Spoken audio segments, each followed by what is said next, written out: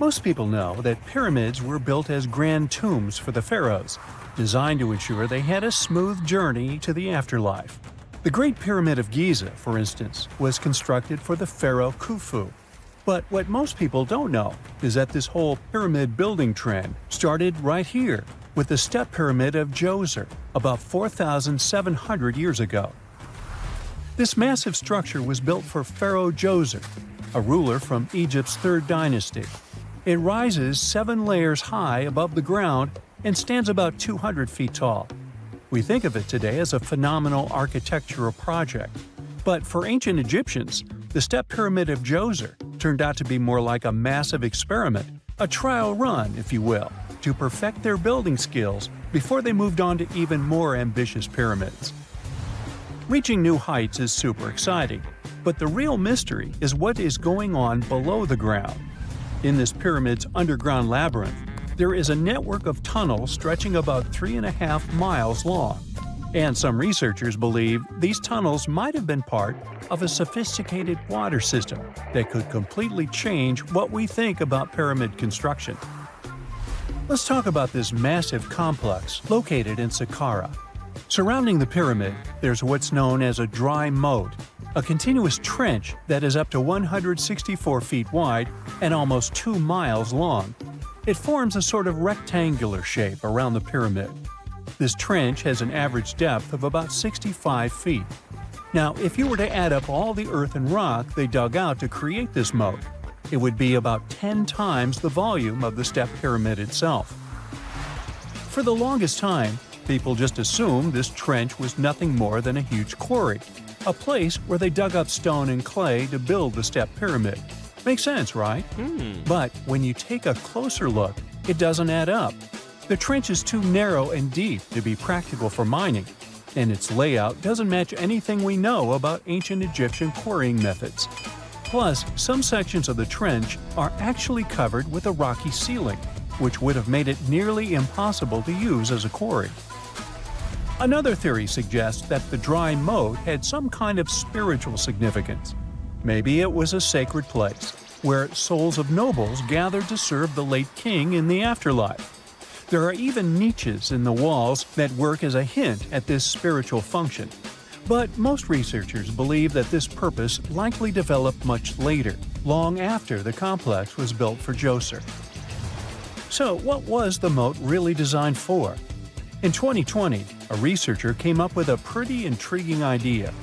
It is possible that this trench was actually designed to collect and manage water, especially after heavy rainfalls. Now, that makes sense when you consider the location. The moat sits in an area that could easily have been flooded by runoff water from nearby plains. This could also explain why the trench wasn't used for new graves until much later when the climate became drier and less prone to flooding. The story becomes even more intriguing, as this trench appears to be part of a larger, more complex hydraulic system within the Djoser complex. It is like the trench has several compartments, carefully carved out of the rock and connected by tunnels. These compartments likely served as a part of a water treatment system, where water would flow from one compartment to the next, getting cleaner as it moved along.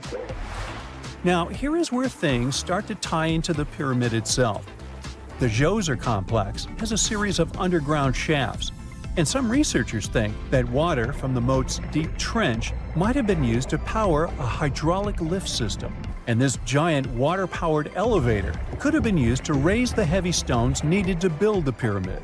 It worked like a volcano, but instead of lava, water did the heavy lifting. Imagine a big deep hole in the ground at the center of the pyramid site. Inside this hole, there was a huge wooden platform, kind of like a giant raft that could move up and down.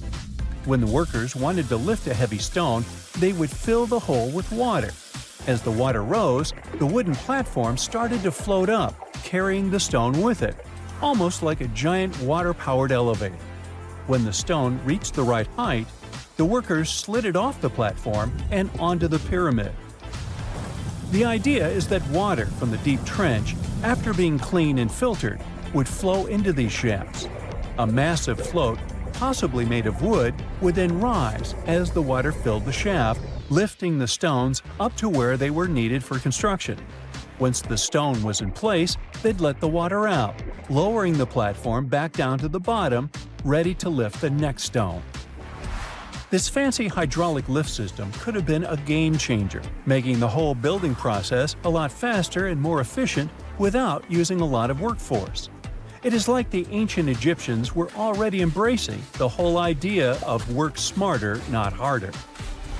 But of course, not everyone is on board with this theory. Some experts argue that the area where the step pyramid of Djoser was built couldn't have held enough water from occasional rains to maintain such a fancy hydraulic system. The main theory suggests that, in the past, there might have been some kind of lake nearby that would have filled up after a period of rain, and this lake could have supplied water to the complex's hydraulic system. But there is no mention of such a lake in any ancient Egyptian writings, so it might be more of a what-if situation than a reality. And then there's the issue of the hard work itself.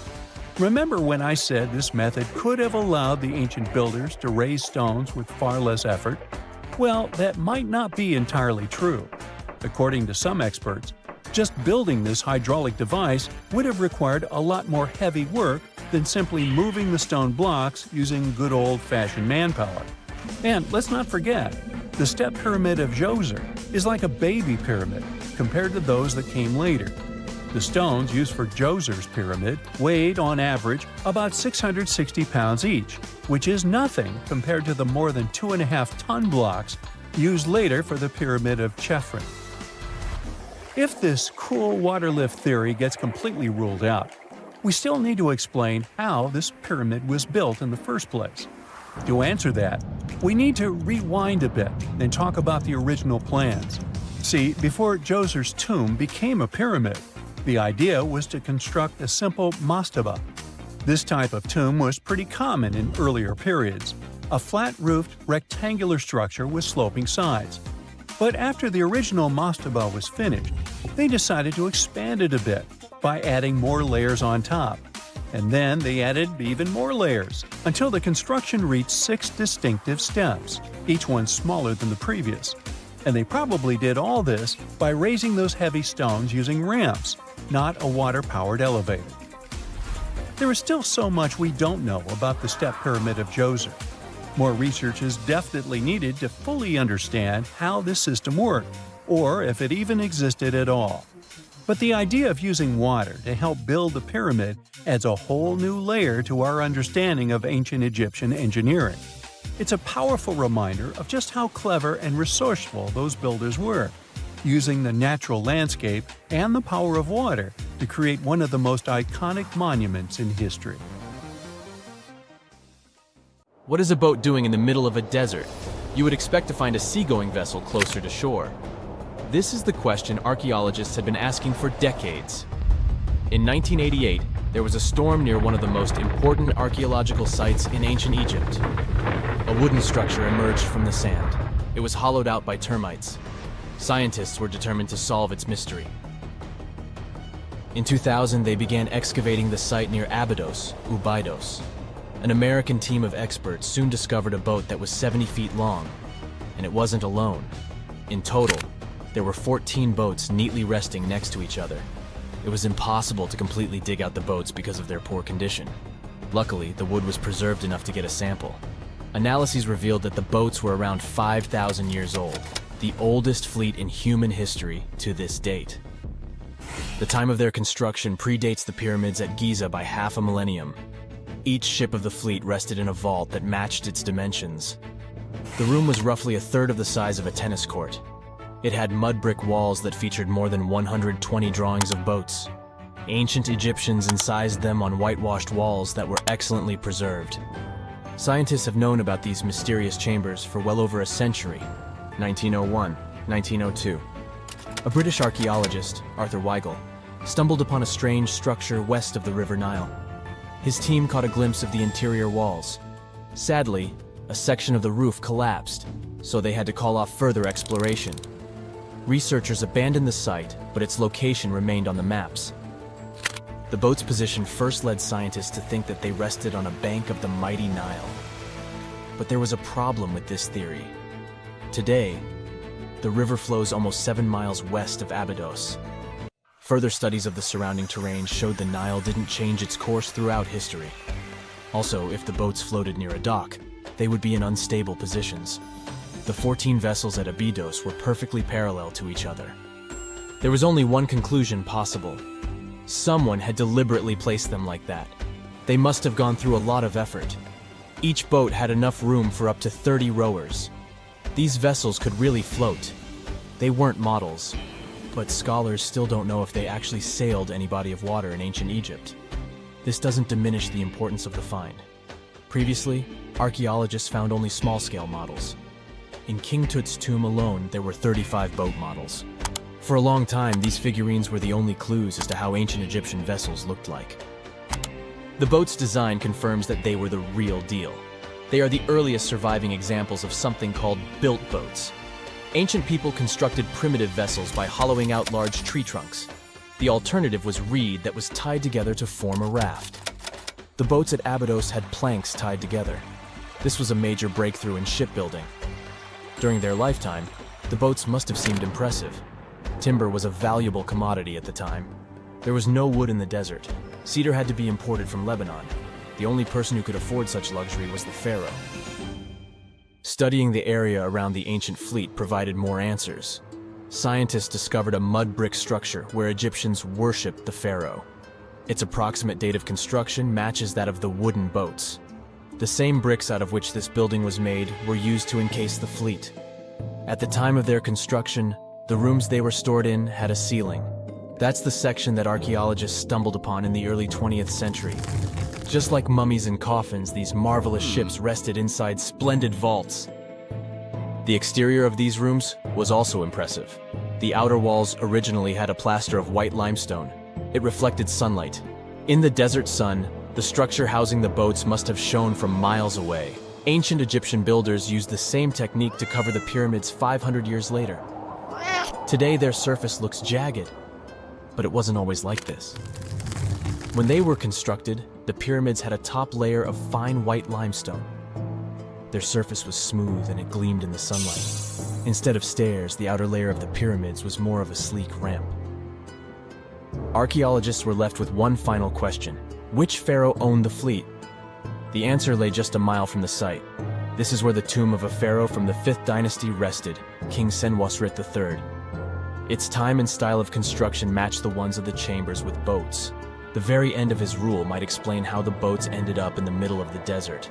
The pharaoh probably passed away in northern Egypt. Then his body was transported down the Nile to Abidos in a marvelous procession of decorated boats. The vessels were later lowered to chambers near the final resting place of their owner. This had a symbolic meaning. In the ancient Egyptians' belief system, ships played a key role. Their supreme deity was Ra. He traveled through the sky during the day in the form of the sun. At nighttime, he sailed through the netherworld in a solar boat. The pharaoh identified himself with Ra. That's why he needed boats in the afterlife. That was the only way to regenerate himself. Just as the sun rises every day above the horizon. This belief existed for thousands of years. The more famous Pharaoh Khufu also had a ship. Scientists found it in 1954 next to his pyramid at Giza. It is some 4 centuries younger than the fleet at Abidos, but Khufu's ship was almost 2 times longer. The Great Pyramid of Giza and King Tut's tomb are some of the most famous archaeological finds in Egypt. But there are many more secrets hiding beneath the endless sands of the Sahara Desert. Recently, 2020, archaeologists found a lost city there. They have labeled it as the most important discovery since King Tut's tomb, 1922. The city of Aten is some 3,000 years old. Historians hope it will give them a unique insight into the everyday life of ancient Egyptians. The famous archaeologist and Egyptologist Zahi Hawass proclaimed the site a lost golden city. Aten sits some 300 miles south of Egypt's capital, Cairo. It is close to the famous Valley of the Kings.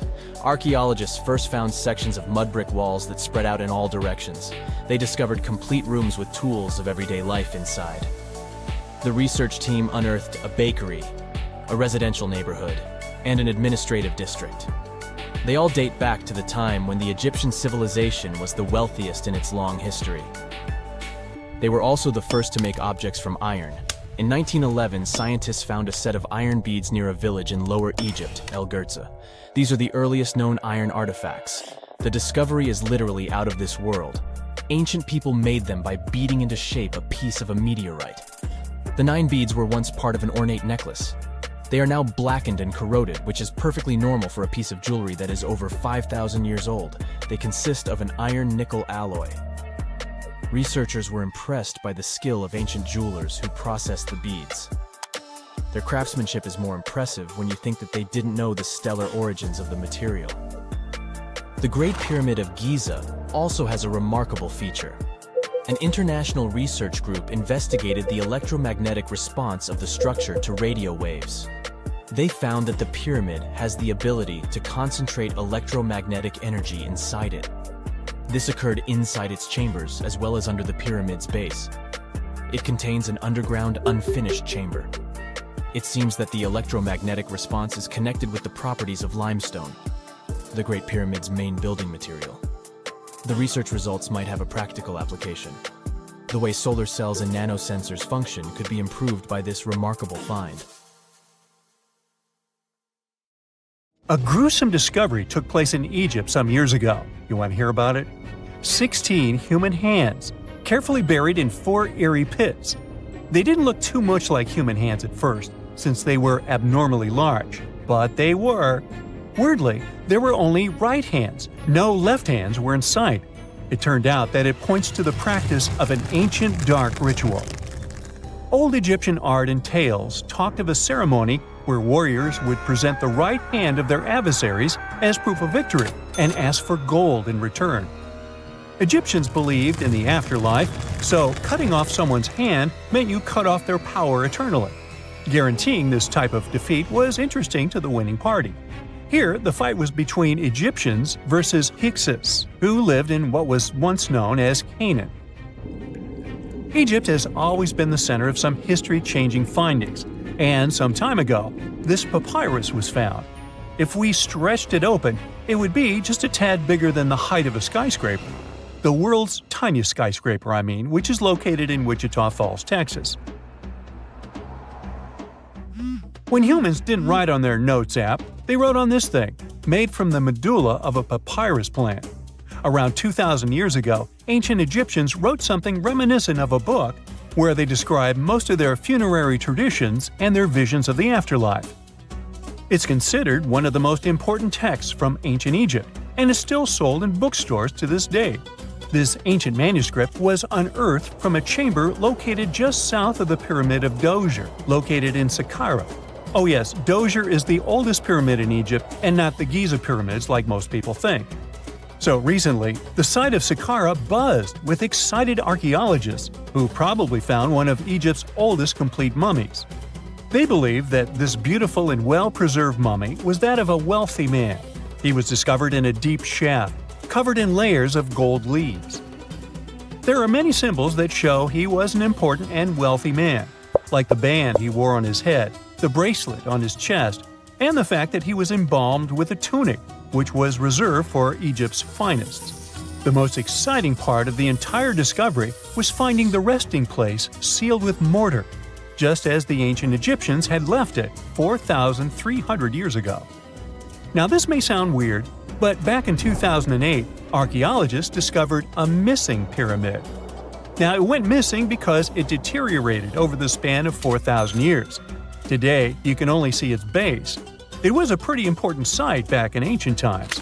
It is said that around the area of the pyramid, the ancients hosted a special type of ceremony where high priests would carry mummified remains of sacred bulls. Now here's a fun fact. Ancient Egyptians believed that Apis bulls were earthly incarnations of the city deity of Memphis and was connected to rites of fertility. It wasn't just any Apis bull though. They needed to be all black with a single white mark between its horns and a bunch of very specific characteristics. They were selected by the local priests and honored until they passed away. After that, they were mummified and buried in underground galleries. Meanwhile, this missing pyramid sort of disappeared around the 1800s. It was a German archaeologist who first found it in the village of Saqqara. He called it the Headless Pyramid when he first found it. But then, years after the official discovery, the desert sand came along and covered the whole thing. There were some excavations between the 19th and 20th centuries, but they weren't too systematic. That's why scientists were so thrilled when they dug an entire pyramid's base after removing the 25-foot mound of sand that was covering it. Oh, and it turns out American archaeologists are excavating a cemetery in Egypt that could contain over 1 million mummified bodies. So far, archaeologists have dug around 1,700 mummies. One of the main differences from other classic Egyptian mummies is that these people weren't kings and pharaohs. They were commoners that most likely lived about 1,500 years ago, when Egypt was controlled by the Roman and Byzantine empires. The name of the cemetery is cool, though, the Way of the Water Buffalo, just in case you want to check it out on your next trip. Other than bulls and buffaloes, ancient Egyptians also liked baboons. Are you seeing a pattern here? In the beginning of the 20th century, archaeologists discovered a site filled with mummified baboons in a place called, guess what? The Valley of Monkeys. An animal wouldn't have been mummified if it wasn't considered important. Certain animals were more important than others, since they were linked to specific deities. Jackals were connected to Anubis, the ancient god of the afterlife, and cats were likened to the female deity Bastet. Baboons were a pretty big deal, since they were believed to be connected to Thoth, the deity of wisdom and advisor to Ra, one of Egypt's supreme deities. The archaeologists who studied these animals weren't too happy.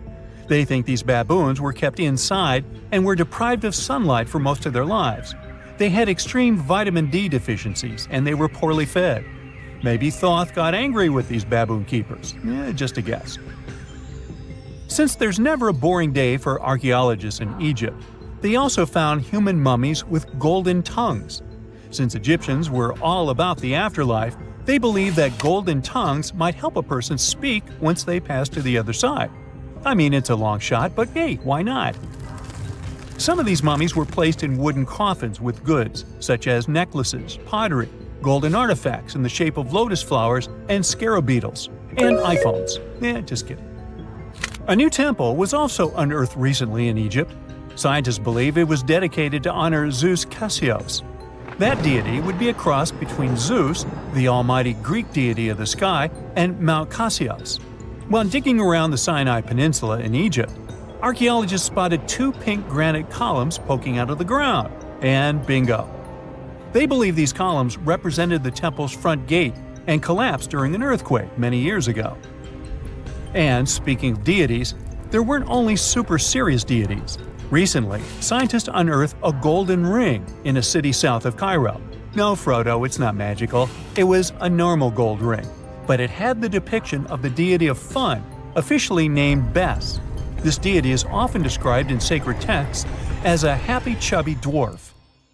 Today, many tattoos we get are sorta deprived of any sense and are made of aesthetic purposes only. In ancient Egypt, though, women would get tattoos as a token of protection for childbirth. That's what scientists think, at least. Around the Nile region, scientists found some mummies that had well-preserved tattoos, which is a rarity since the skin deteriorates so easily. 2 of these women tattooed their lower backs, and the drawings were simple. They were mostly pictures, including that same chubby dwarf we just talked about, Bes. He also had a side hustle as the protector of women during childbirth. Now, would you believe me if I told you ancient Egyptians invented robots? No? Well, that's because that's not entirely true. Sure, they were astronomers, mathematicians, and engineers, and somehow they also squeezed an eccentric invention into that package. An automated deity some scientists called Hatheror. This wooden statue had been in the Metropolitan Museum of Art for years before someone noticed its secret. With the help of an X-ray machine, specialists discovered a mechanical operating system inside it. The pulley-like axis goes from the statue's shoulder to her left leg. When the system rotates, the statue raises and lowers her hand. Hey, pick me, pick me! Whenever you hear about ancient ruins, you almost never picture them being suspended somewhere, or just randomly hanging on the branch of a tree, right? In fact, for most of the ancient artifacts we have exposed in museums all over the world, archaeologists did quite an impressive amount of digging. You see, buildings have this funny way of fading away over time if not properly taken care of. Sometimes we need to reuse some building materials, so an older construction may be sacrificed in the process. Other times, houses are abandoned, and once they are exposed to the elements on the surface, like rain or sunlight, they don't really stand a chance. Some just simply crumble away due to good old erosion. So the only way a piece of architecture can survive the test of time is if it's somehow gotten buried deep down. Now, how did they end up buried in the first place? Well, it's quite the comedy of errors. Ancient cities had a habit of gradually raising their ground level like a kid adding toppings to their ice cream sundae. You see, these settlements were always busy collecting food and building materials to keep up with their ever-growing population. But hey, who has time to deal with waste and rubbish?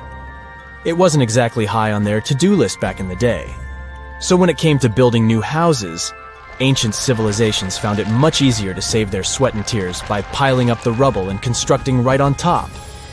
But that's not all.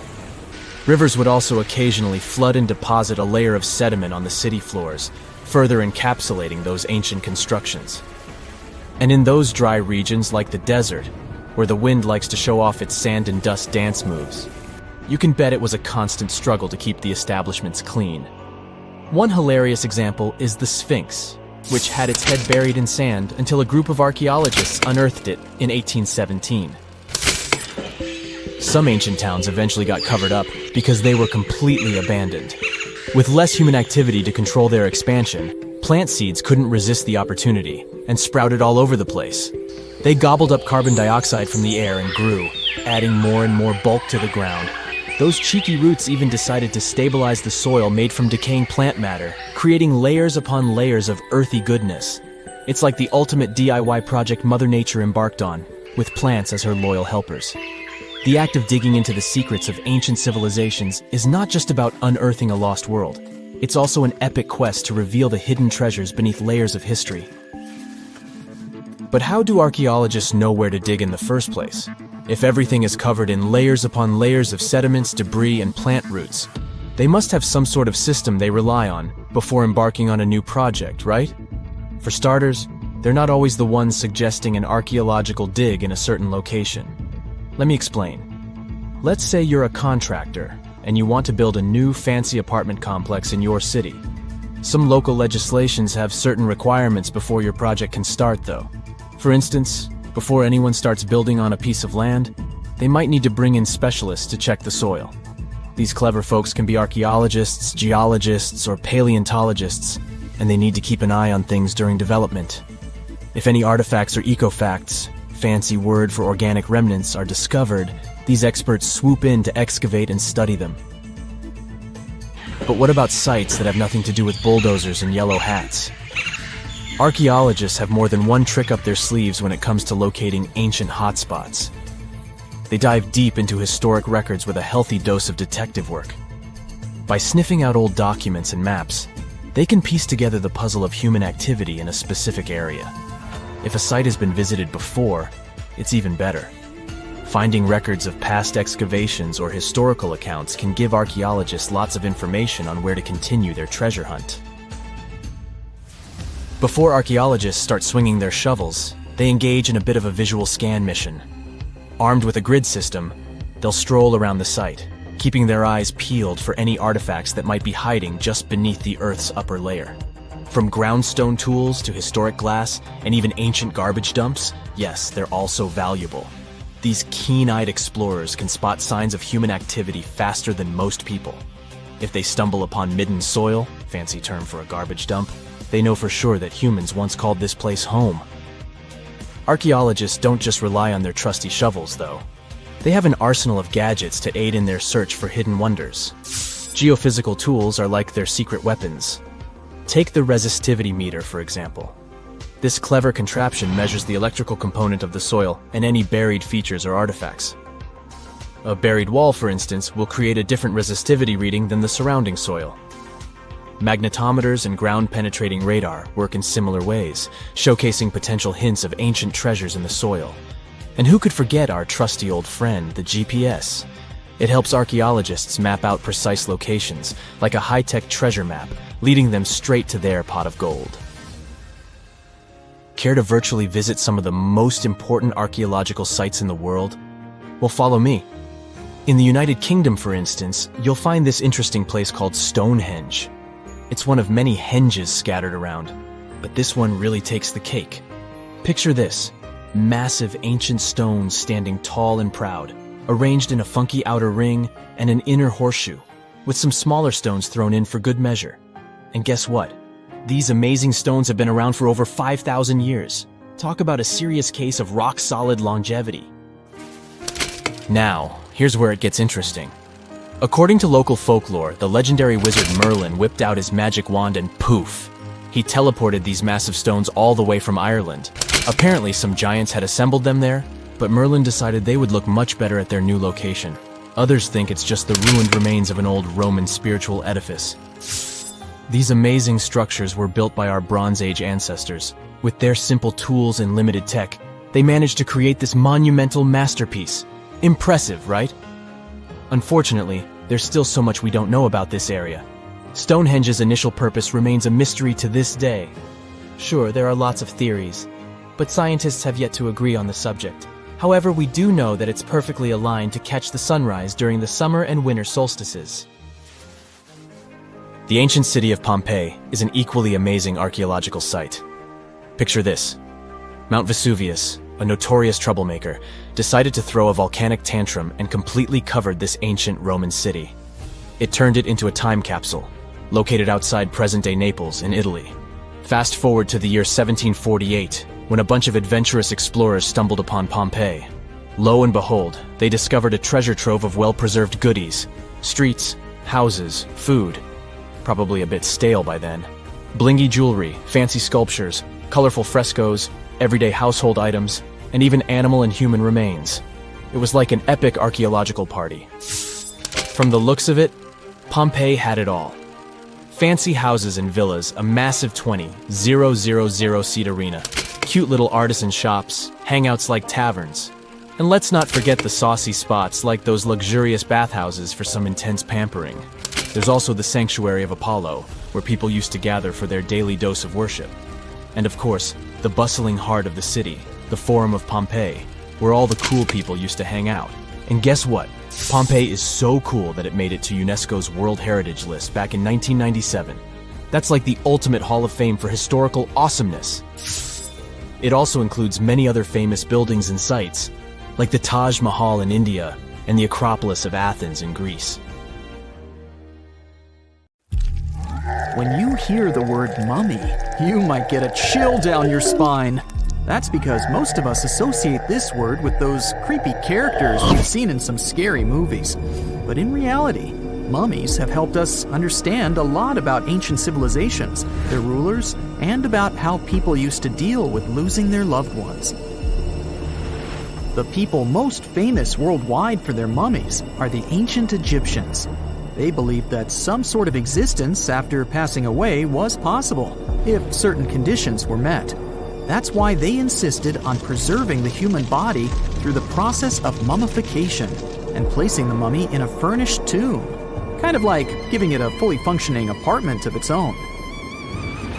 Why did they believe in this? Well, because they were deeply connected to their natural environment for the most part. They saw the natural cycles around them, like how the sun rose every day, followed by the moon, or how new life was always sprouting from plants, even after they had wilted away. They also believed that the powerful spirit Osiris, who represented the cycle of passing away and resurrection, played a role in this process. To prepare for the afterlife, the ancient Egyptians followed certain rituals, like mummification, which involved using materials like honey, resins, and incense to preserve the body.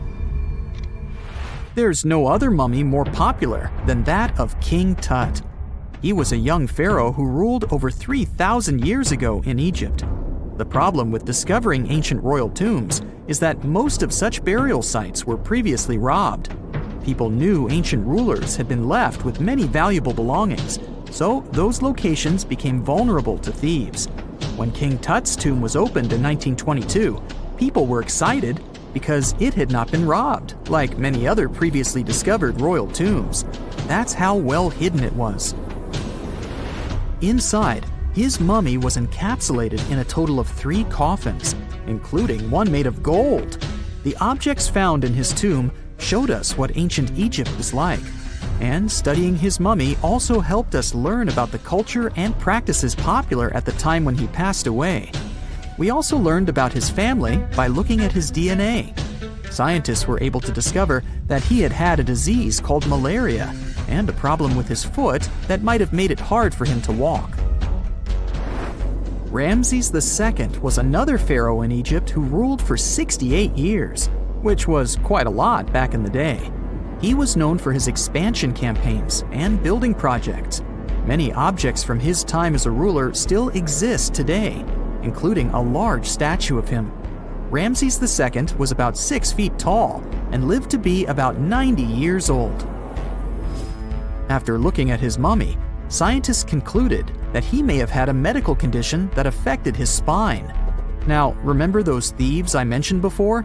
They are probably the reason why Ramses II ended up in a plain coffin in a secret collection of royal mummies at Deir al-Bahari, which was rediscovered in 1881. Thankfully, archaeologists were able to identify him because his journeys had been recorded on his wrappings. The process was really tedious too. In fact, in ancient Egypt, the mummification process could take a staggering 70 days to complete. A special person would say a very specific speech while delicately handling the body and drying it out using a type of salt called natron. They also used linen and resin to make the body look more lifelike and to wrap it in cloth. The tomb was equally as important for ancient Egyptians. The walls of King Tut's tomb, for example, were adorned with intricate artwork that depicted his journey to the afterlife, from his burial procession to his passage through the underworld. The ancient Egyptians believed that everyone made this journey after passing away, and they filled their tombs with items and paintings to help the person in their spiritual travels. Additionally, the walls of the tomb were decorated with spells from a special book, which contained a collection of poems that the Egyptians believed would help people reach the afterlife. And speaking of how important this journey was, people also placed food in these ancient tombs. In King Tut's tomb, archaeologists discovered 36 jars of vintage beverages and 8 baskets of fruit, which were believed to be left there to help him in his journey to the afterlife. The Egyptians believed that traveling to the afterlife took a really long time, so they left a lot of supplies, such as food and water, to sustain their loved ones. Pharaohs also generally had numerous luxurious garments and beautiful jewelry in their tombs to ensure that they would have a fashionable journey.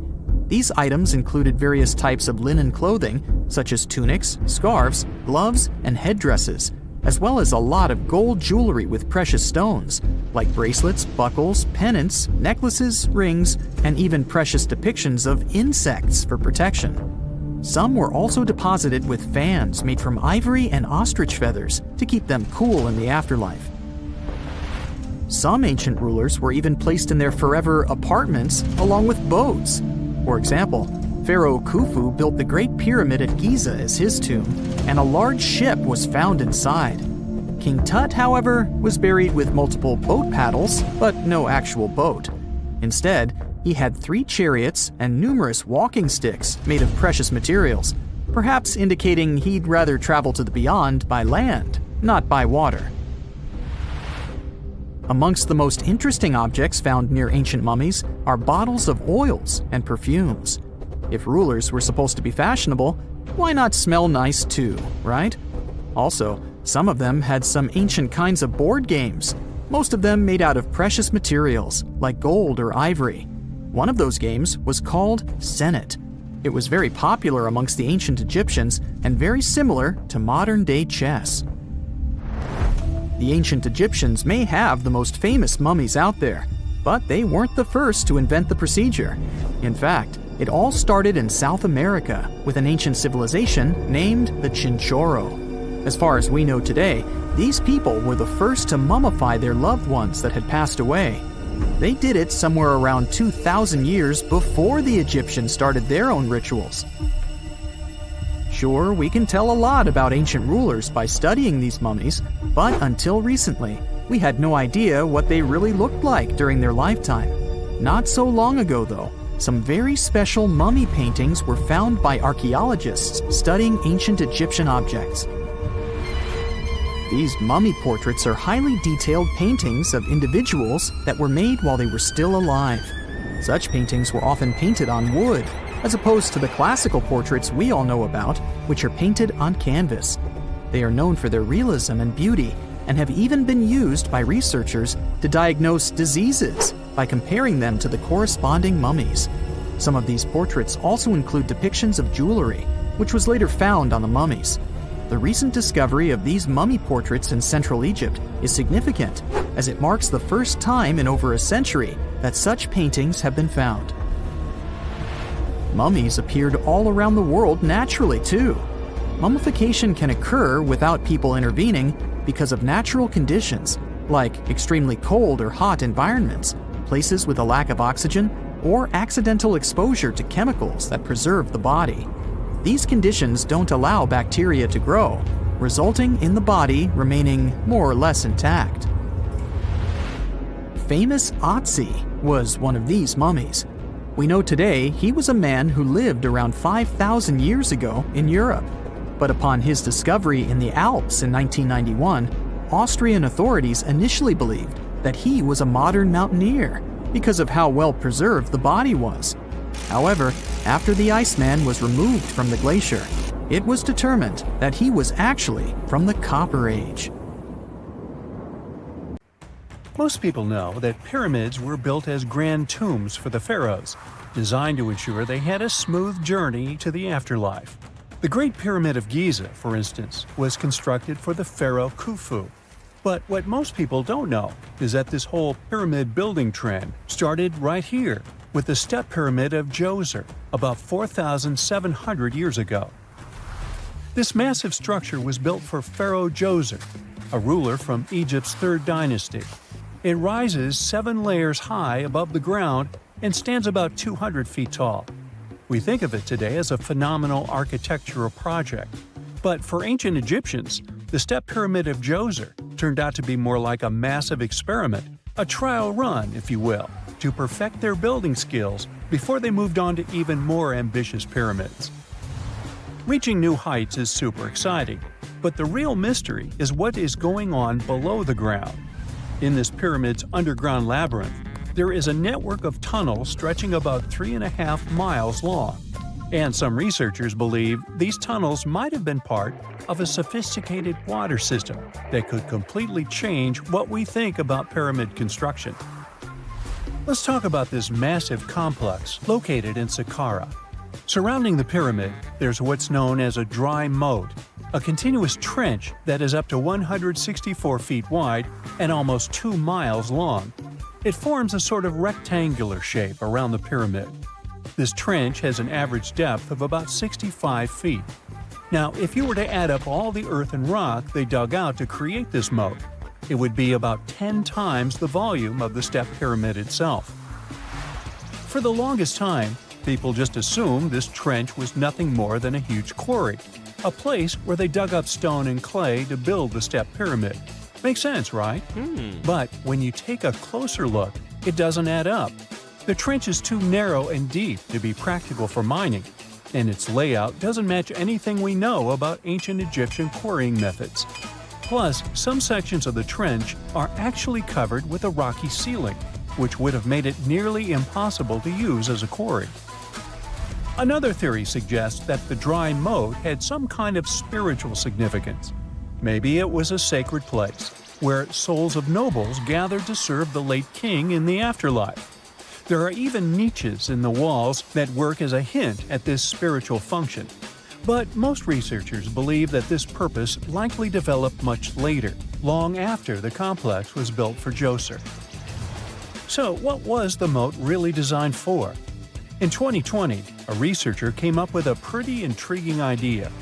It is possible that this trench was actually designed to collect and manage water, especially after heavy rainfalls. Now, that makes sense when you consider the location. The moat sits in an area that could easily have been flooded by runoff water from nearby plains. This could also explain why the trench wasn't used for new graves until much later when the climate became drier and less prone to flooding. The story becomes even more intriguing as this trench appears to be part of a larger, more complex hydraulic system within the Djoser complex. It is like the trench has several compartments, carefully carved out of the rock and connected by tunnels. These compartments likely served as a part of a water treatment system, where water would flow from one compartment to the next, getting cleaner as it moved along. Now, here is where things start to tie into the pyramid itself. The Djoser complex has a series of underground shafts, and some researchers think that water from the moat's deep trench might have been used to power a hydraulic lift system, and this giant water-powered elevator could have been used to raise the heavy stones needed to build the pyramid. It worked like a volcano, but instead of lava, water did the heavy lifting. Imagine a big deep hole in the ground at the center of the pyramid site. Inside this hole, there was a huge wooden platform, kind of like a giant raft that could move up and down. When the workers wanted to lift a heavy stone, they would fill the hole with water. As the water rose, the wooden platform started to float up, carrying the stone with it, almost like a giant water-powered elevator. When the stone reached the right height, the workers slid it off the platform and onto the pyramid. The idea is that water from the deep trench, after being cleaned and filtered, would flow into these shafts. A massive float, possibly made of wood, would then rise as the water filled the shaft, lifting the stones up to where they were needed for construction. Once the stone was in place, they'd let the water out, lowering the platform back down to the bottom, ready to lift the next stone. This fancy hydraulic lift system could have been a game changer, making the whole building process a lot faster and more efficient without using a lot of workforce. It is like the ancient Egyptians were already embracing the whole idea of work smarter, not harder. But of course, not everyone is on board with this theory.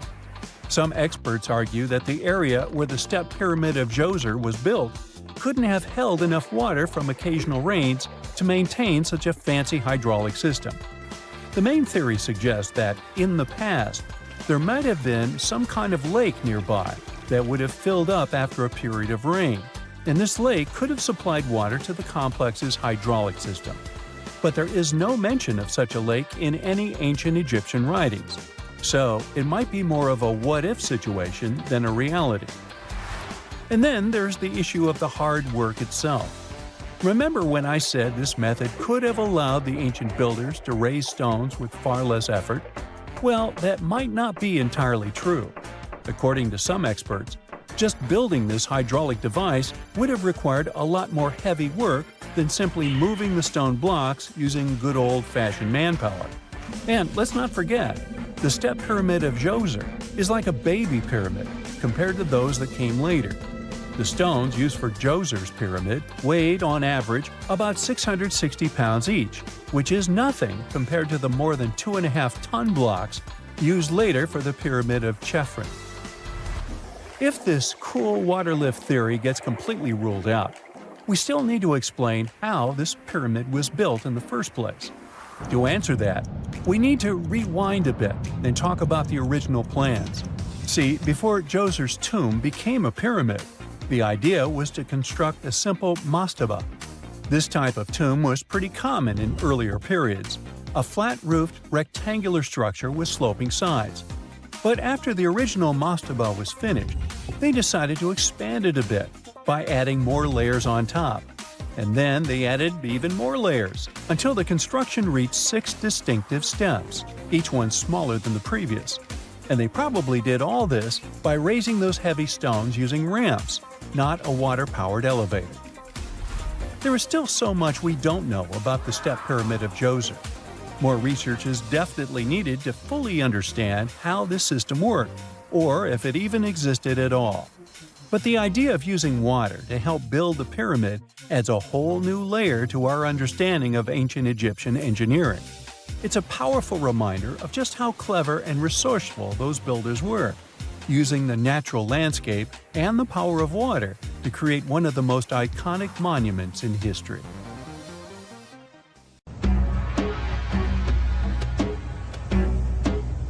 This is not a dune set.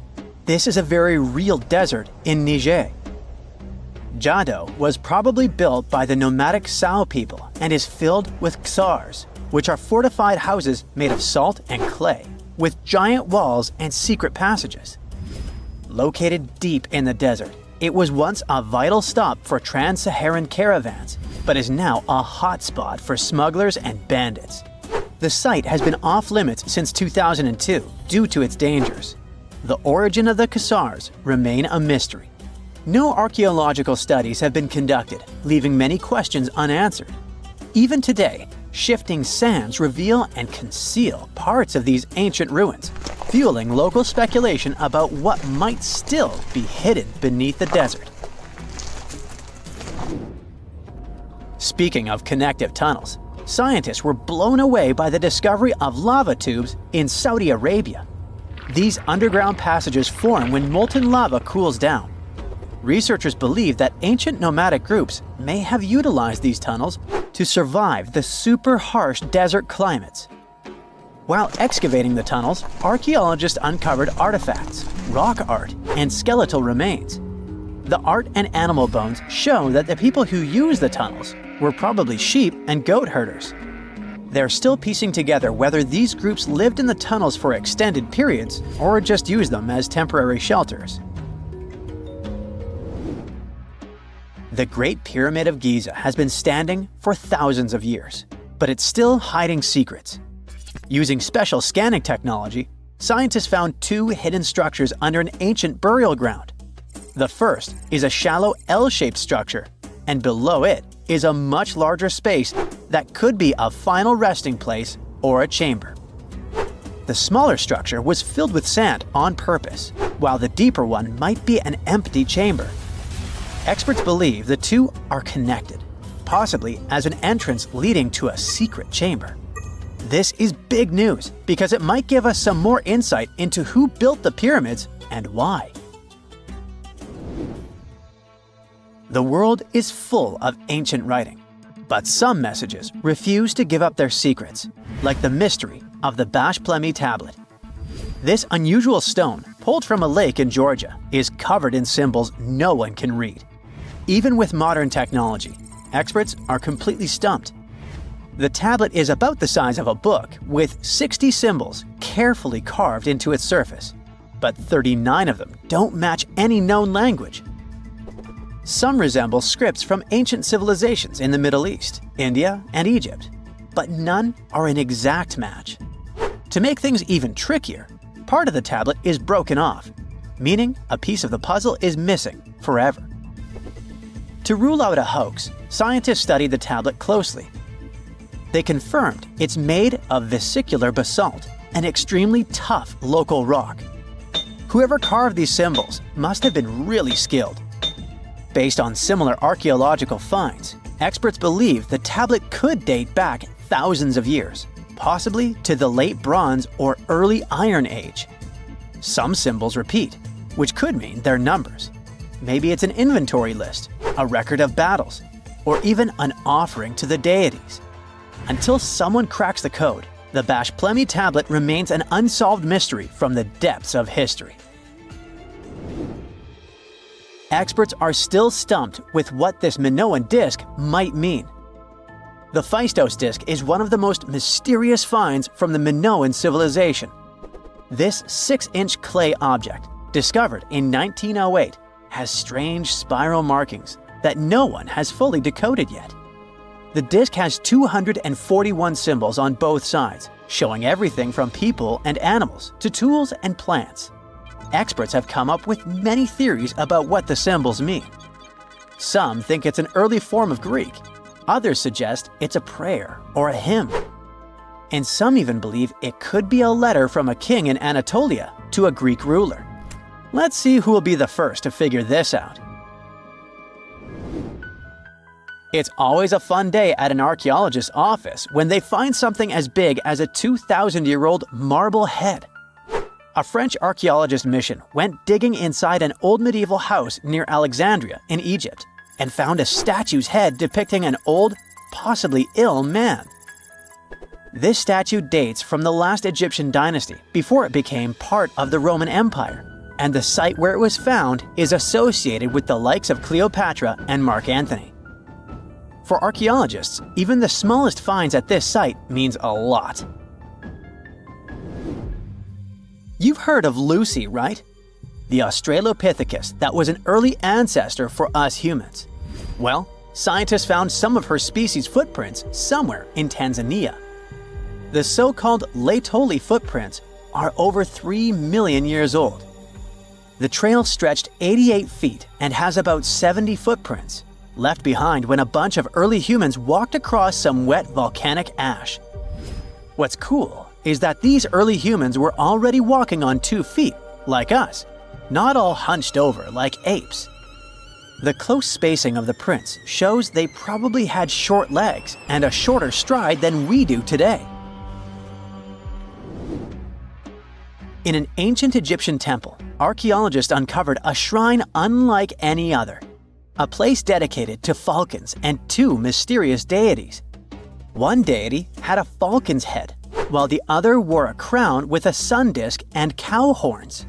But the most baffling discovery was an inscription that read, "It is improper to boil a head in here." At the heart of the shrine, there are 15 headless falcons carefully arranged on a pedestal, likely as offerings to the falcon-headed deity. One theory suggests the birds were boiled first, perhaps to pluck their feathers, before being placed in the shrine, following the strange rule carved into stone. Archaeologists also found a 13-inch iron harpoon nearby. Its true purpose remains unknown, although the shrine also held remains of fish, mammals, and bird eggs, suggesting that the rituals may have included feasting. And speaking of ancient Egypt, meet Hathor. Scientists named her after the ancient Egyptian deity of motherhood, music, and singing. This wooden statue, housed at the Metropolitan Museum of Art, was thought to be just a beautiful artifact, until a surprising secret was uncovered. Using an X-ray machine, experts found a mechanical operating system inside it, with pulleys and axles connecting her shoulder to her left leg. When activated, the system made her hand raise and lower, an engineering marvel from over 3,000 years ago. The statue was created during Egypt's Middle Kingdom, around 1800 BCE, and is often compared to 19th century automata due to its advanced design. It's believed the statue was used in religious ceremonies, symbolizing Hathor's role in dance and music. An unexpected discovery happened in northern Kuwait, where a Kuwaiti-Polish team uncovered a mysterious 7,500-year-old statue. The statue features an elongated skull, no mouth, narrow eyes, and a flattened nose. This feature is thought to be an Ophidian figurine, named after the Greek word for snake, and it was likely made by the Ubaid culture, a civilization known for their pottery skills. While no one knows exactly what role this weird statue played, it might have been linked to rituals or symbolic practices. Some scientists think these figurines, found in homes or final resting places, were tied to important cultural beliefs. We couldn't mention unresolved mysteries of this world without speaking about these elongated skulls. In the deserts of Peru, researchers uncovered 5 ancient skeletons, 2 with unnaturally elongated skulls.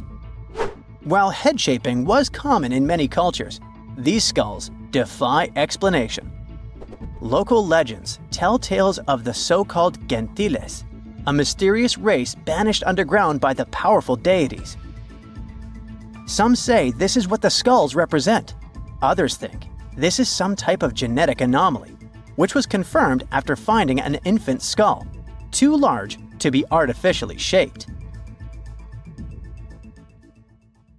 The Great Pyramid was created as the final resting place of ancient Egyptian monarch Khufu.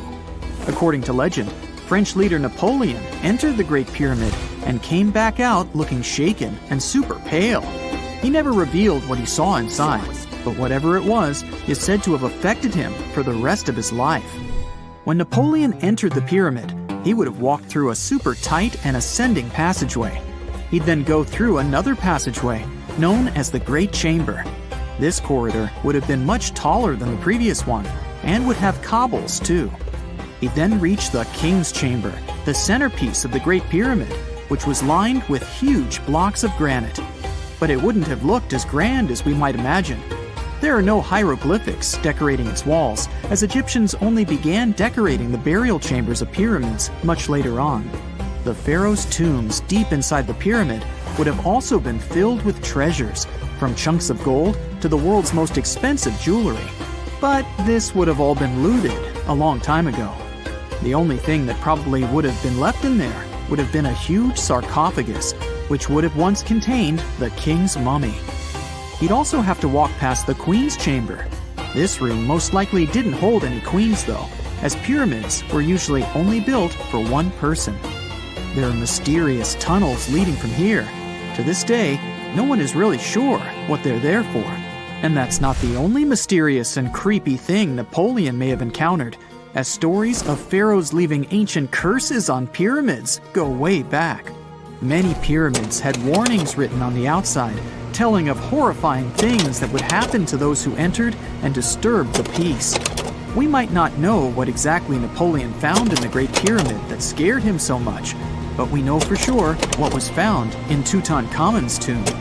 Tutankhamun was an ancient Egyptian pharaoh who was only 8 or 9 years old when he took to the throne. He became a cultural phenomenon when his tomb was discovered almost completely intact in 1922. His pyramid sits in the Valley of Kings in Thebes, modern Luxor, which is in Egypt. Unlike the Great Pyramid, Tutankhamun's tomb was covered in beautiful wall decorations. The walls told the story of how he would travel to the afterlife through the underworld. Egyptians believed all people would have to take this journey, so they would fill their tombs with objects and paintings to help them get there. There'd also be spells painted on the walls. They believed this would help people pass over to the next realm. The journey would be pretty long, and for that reason, the ancient Egyptians would also fill the pyramids with food. Tutankhamun's pyramid was filled with 8 fruit baskets. They even found something called gingerbread fruit in there. The rooms were jam-packed with furniture, statues, clothes, and staffs, amongst a whole bunch of other things. You'd likely find a lot of clothes and expensive jewelry in the pyramids as well. The ancient Egyptians wanted their ancestors to travel in style to the afterlife. They put Tutankhamun in his final resting place with over 50 pieces of clothing, all of the highest quality. There were tunics, scarves, gloves, and headdresses, and a ton of jewelry. Bracelets, pendants, necklaces, rings, and scarabs for protection were all found inside. Each of them was made of gold or precious stones. There were also fans made of ostrich feathers to keep the old pharaoh cool in the hot Egyptian sun. But the temperature inside the pyramids never actually went above 68 degrees Fahrenheit. The ancient Egyptians developed a super cool air conditioning system that we don't fully understand even today. Tutankhamun's pyramid also contained 130 walking sticks made from ebony, ivory, silver, and gold to help him on his journey. There were 3 chariots hidden away in case he got tired of all the walking. They also put 11 boat paddles inside, but there was no sign of any boat. The pyramids would be littered with the pharaoh's favorite scents and perfumes. During the excavation of Tutankhamun's pyramid, it quickly became clear that it had been robbed during ancient times. There was damage to doors and traces of oils left in empty jars. It looks like someone raided the pyramid for gold and the scents, perfumes, and oils that had been left for King Tut. There was still a bit of perfume, which was made from coconut oil and frankincense, left in one bottle. It seems like Pharaoh Tutankhamun loved board games. There was an ivory traveling set of Senet in his pyramid. Although we don't know for sure exactly how to play it, we have figured out it was sort of an ancient Egyptian version of backgammon. It looks like it was a 2-player game where the goal was to knock your opponent off the board. Not really sure who Tutankhamun's mummy was supposed to play with though. The ancient Egyptians had some rituals that may seem pretty strange to us. For example, they used to shave their eyebrows off if they ever lost a cat. So it's not too surprising they put some really weird things inside pyramids. archaeologists discovered a collection of mummified cats and scarab beetles in pyramids that date back more than 4,000 years. They were found in the pyramids of Saqqara, which is south of Cairo. They also found a bunch of makeup kits and mirrors inside. Makeup was worn proudly by both men and women in ancient Egyptian times. Eyeliner was the most popular cosmetic. The Rosetta Stone was one of the best discoveries ever made in pyramids. It was found by our man Napoleon Bonaparte and his team. It's a black granite rock that dates back to 196 BCE. It's transcribed in Greek, Demotic, and hieroglyphic. When it was translated in 1822, we got the key to understanding ancient Egyptian hieroglyphics for the very first time.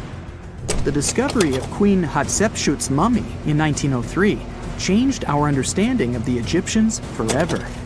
After she had passed away, her successor, Thutmose III, removed most of the evidence of her reign, so we basically knew nothing about Egypt's first great female leader. She's now gone on to become one of the few and most famous female pharaohs of Egypt. Pharaoh Khufu even had a fully fledged boat in his pyramid.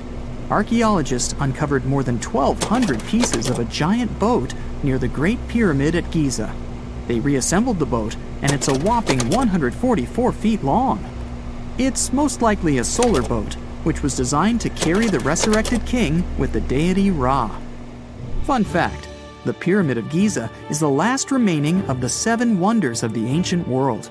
The other 6 are the Hanging Gardens, the Colossus, the Temple of Artemis, the Mausoleum, the Lighthouse, and the Statue of Zeus. This pyramid was also the world's tallest man-made structure for 3,800 years, and it's the biggest pyramid in Egypt. It took a staggering 2.3 million blocks of limestone, and some weighed as much as 80 tons. It took an incredible 100,000 laborers and a whopping 23 years to build. Its original height was a mega 480 feet. In 2017, archaeologists discovered something weird about Egypt's Great Pyramid.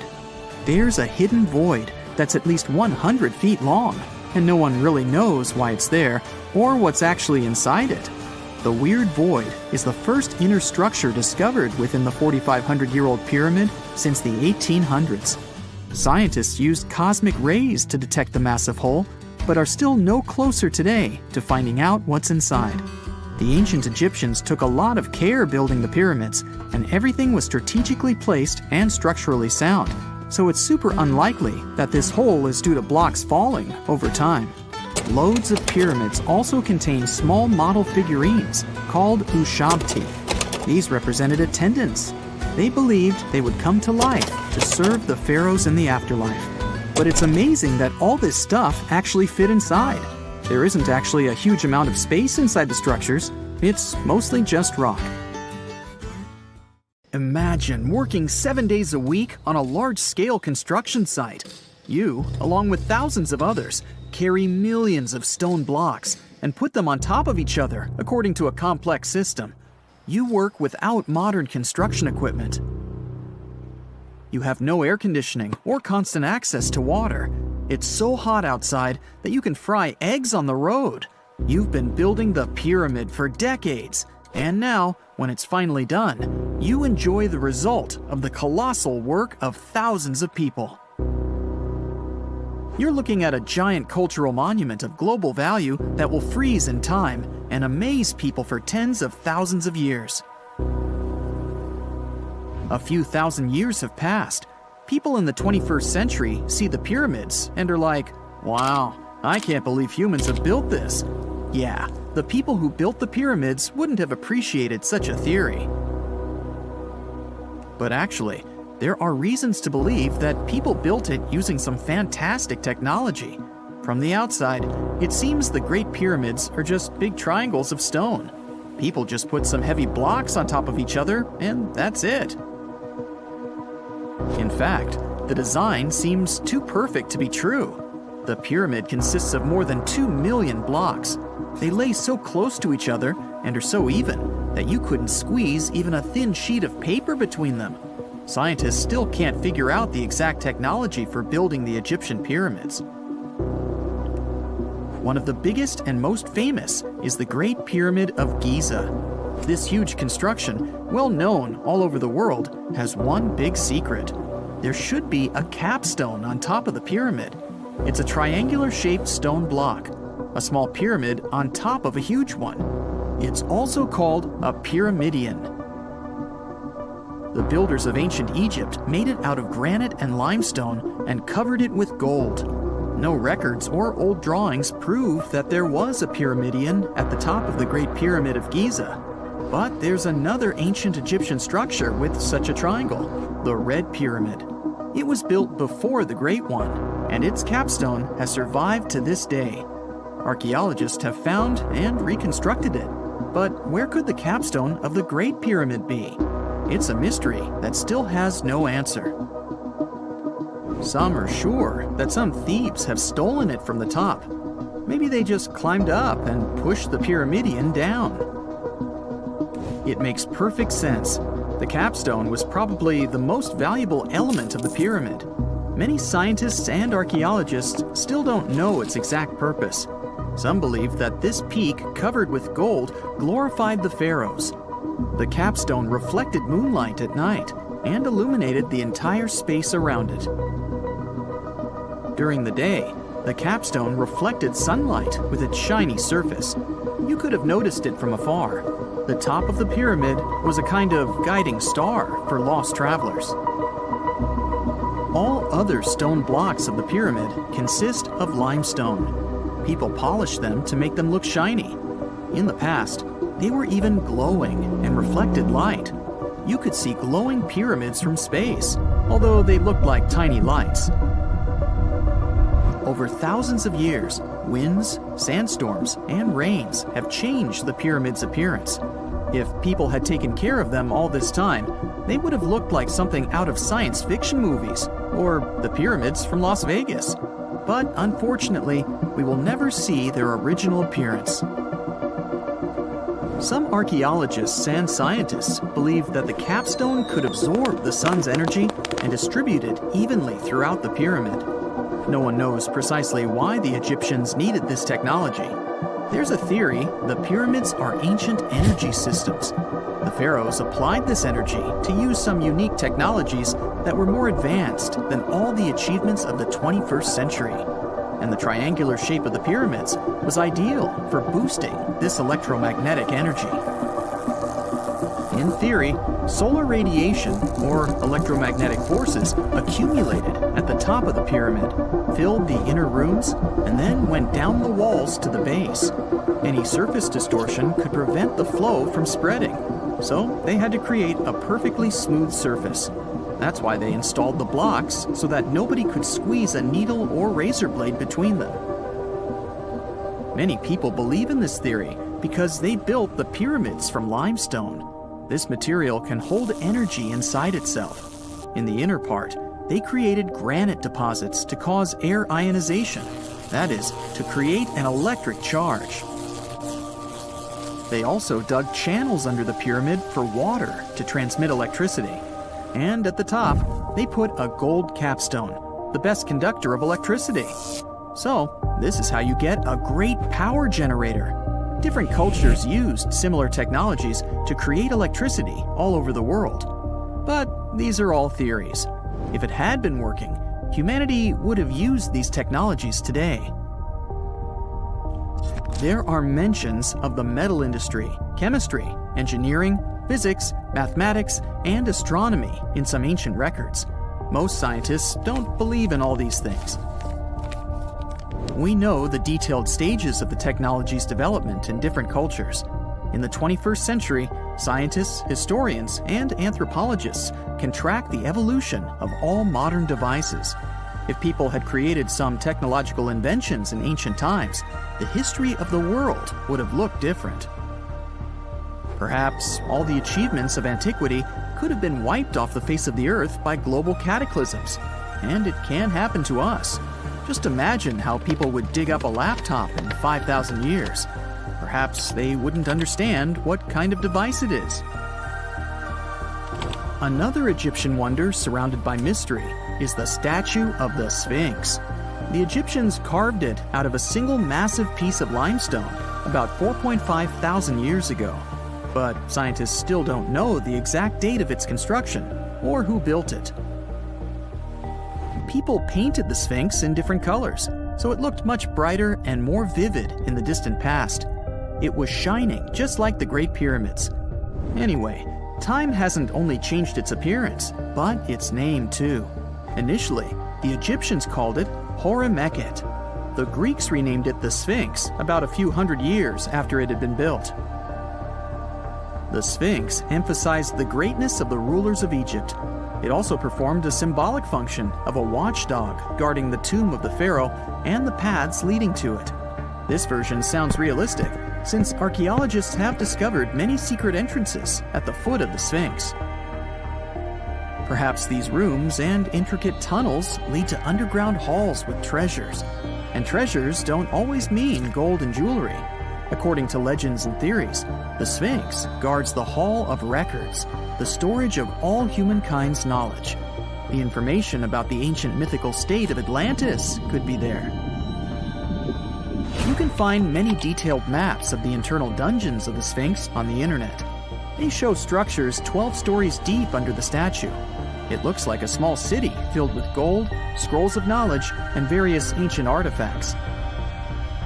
But don't believe all these maps. These are just theories. Several thousand years have passed, but people have very little information about it. Archaeologists know that there are still many strange and exciting things about the Sphinx that are still undiscovered.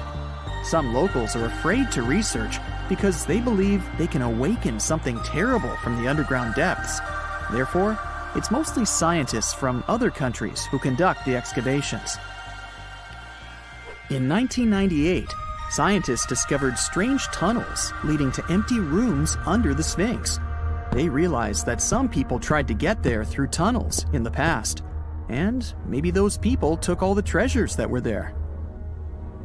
One of the legends says that some powerful artifact lays beneath the Sphinx. Its technology can change the whole world, but the locals are hiding it because it can damage the planet. Some believe that you can find evidence of unknown technologies painted on the granite walls in the pharaoh's tombs. But most likely, these paintings and signs tell us the myths and legends of ancient Egypt. But what if Egyptian symbols and drawings are detailed instructions for using ancient technologies? What if the locals that lived at that time thought, people in the future won't be able to get energy themselves. Let's leave some detailed instructions for them. Anyway, there are many riddles and theories. In reality, the search for answers is a dangerous undertaking, since it's not easy to get into the underground halls. Excavations can ruin the structure of the entire Sphinx. Any person inside the tunnels may get lost and never be able to find their way back. Besides, it costs a lot of money. Now, what would be awesome is if people could invent some device that could scan underground areas and show their detailed models. If someone finally invents time travel and you hop on a trip to the past, you won't recognize many of the things you know and love today. The Statue of Liberty and the Egyptian pyramids, some basic gadgets like the remote control and your laptop, and even the corn you have for lunch have all changed beyond recognition. When the pyramids were originally built in ancient Egypt and Giza and other places, they didn't look sandy brown at all. All of them were covered with white limestone. If you had seen them under the hot African sun, you'd have to look away. That's how smooth and shiny they were. Builders used around 6 million tons of this material for the Great Pyramid of Giza alone. It's the largest one you can still see on your trip to Egypt. The local rules were quite a thrifty crowd, and they reused some of the casing stones for other construction projects. A massive earthquake in the 14th century has also loosened some of the stones, so you won't see a lot of limestone, but some of it is still there, on top of the Pyramid of Khafre in Giza. It looks like it has a second peak on top of the first. In ancient times, all pyramids used to have capstones called pyramidions, covered in a mix of gold and silver. Most of them have been lost over the centuries, but you can still see a few of them at museums. They show images of Egyptian deities. The pyramids were probably modeled after a sacred pointed stone, the benben. it represented the rays of the sun. Now, lifting heavy rocks wasn't so simple without the tech we have today. I guess you'll agree with me if you helped your friends move at least once, and they made you carry the couch. But those smart Egyptians of the past thought of that and chose the pyramid shape. It lets the weight distribute evenly throughout the whole thing. The Statue of Liberty has also had a major makeover since it was first unveiled in 1886. Believe it or not, it used to be a shiny brown color, just like a penny. 20 years later, it changed its color to green. It wasn't a fashion statement, but a chemical reaction. The statue is covered with hundreds of thin copper sheets. When copper reacts with air, it naturally forms a protective layer called verdigris. This layer protects what's under it from corrosion, and that's why statues and other things made of copper, brass, and bronze can last so long. When Lady Liberty first turned green, people in authority decided it would be a good idea to paint it all over. It was way before social media, so you couldn't just drop an angry comment under the post describing the idea. But they wrote about it in the local newspapers, and the public didn't love the idea. Then the Times interviewed a copper and bronze manufacturer, and he confirmed they shouldn't repaint it, because removing the protective layer would mean destroying the statue. Over the years, people have suggested painting Lady Liberty several times, but no one has ever done it.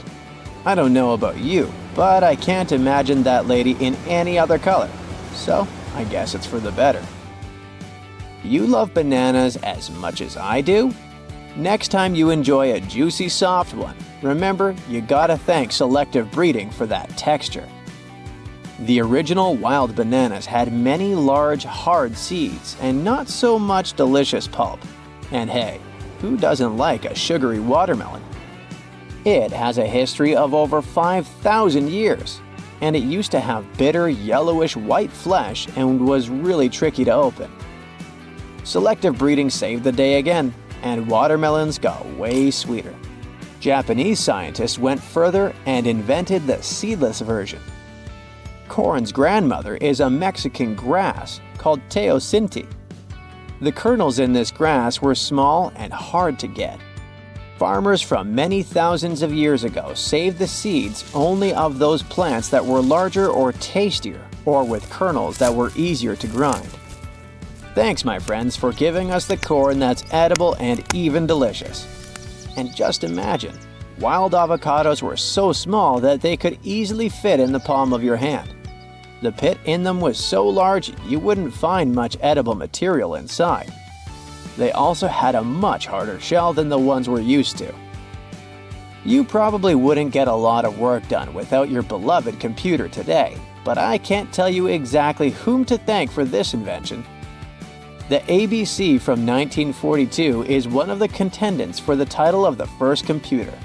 It's short for the Atanasoff Berry computer, named after its inventors at Iowa State University. The ABC weighed over 700 pounds. Yep, yours must be way lighter than that. That big boy consisted of around 300 vacuum tubes and had a rotating drum, a little bigger than a paint can, and had small capacitors on it. A capacitor is a gadget that can store an electric charge, like a battery. The ABC could solve problems with up to 29 different variables to help scientists save some time. Like modern computers, it used binary digits, ones and zeros, to represent all numbers and data.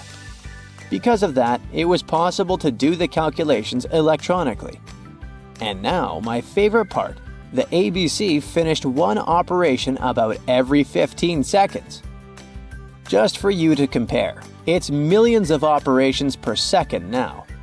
Unlike the tech we use today, the ABC did not have a changeable stored program, so the program could only do a single task at a time. An operator had to write down the intermediate answer and then dial that back into the computer. Sounds like another reason to be happy we live in the 21st century. That remote control you use for all sorts of appliances has gone a long way too. Nikola Tesla, who gave us alternating current, designed one of the first wireless remote controls back in 1898, He named his invention teleautomation and demonstrated it on a miniature boat controlled by radio waves. The boat had a little metal antenna attached to it. Tesla sent signals to the boat using a box with a lever and a telegraph key, which was his version of a remote control. Those signals set electrical contacts on the boat into motion and moved the rudder and the propeller, and Tesla was controlling the boat. The concept of the remote control soon spread to other gadgets. The first television remote control followed in 1950. It was designed by the Zenith Radio Corporation called LazyBone. Don't take it personally, please.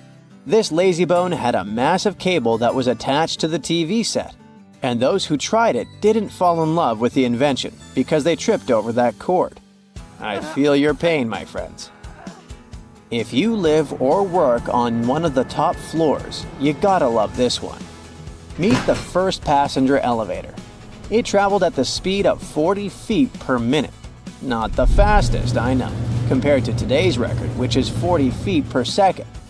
But hey, it was built back in 1857 in New York and was more of a tourist attraction than a necessity. The elevator had a steam engine hidden in the basement of a 5-story building. 3 years later, they shut it down because the public didn't appreciate it.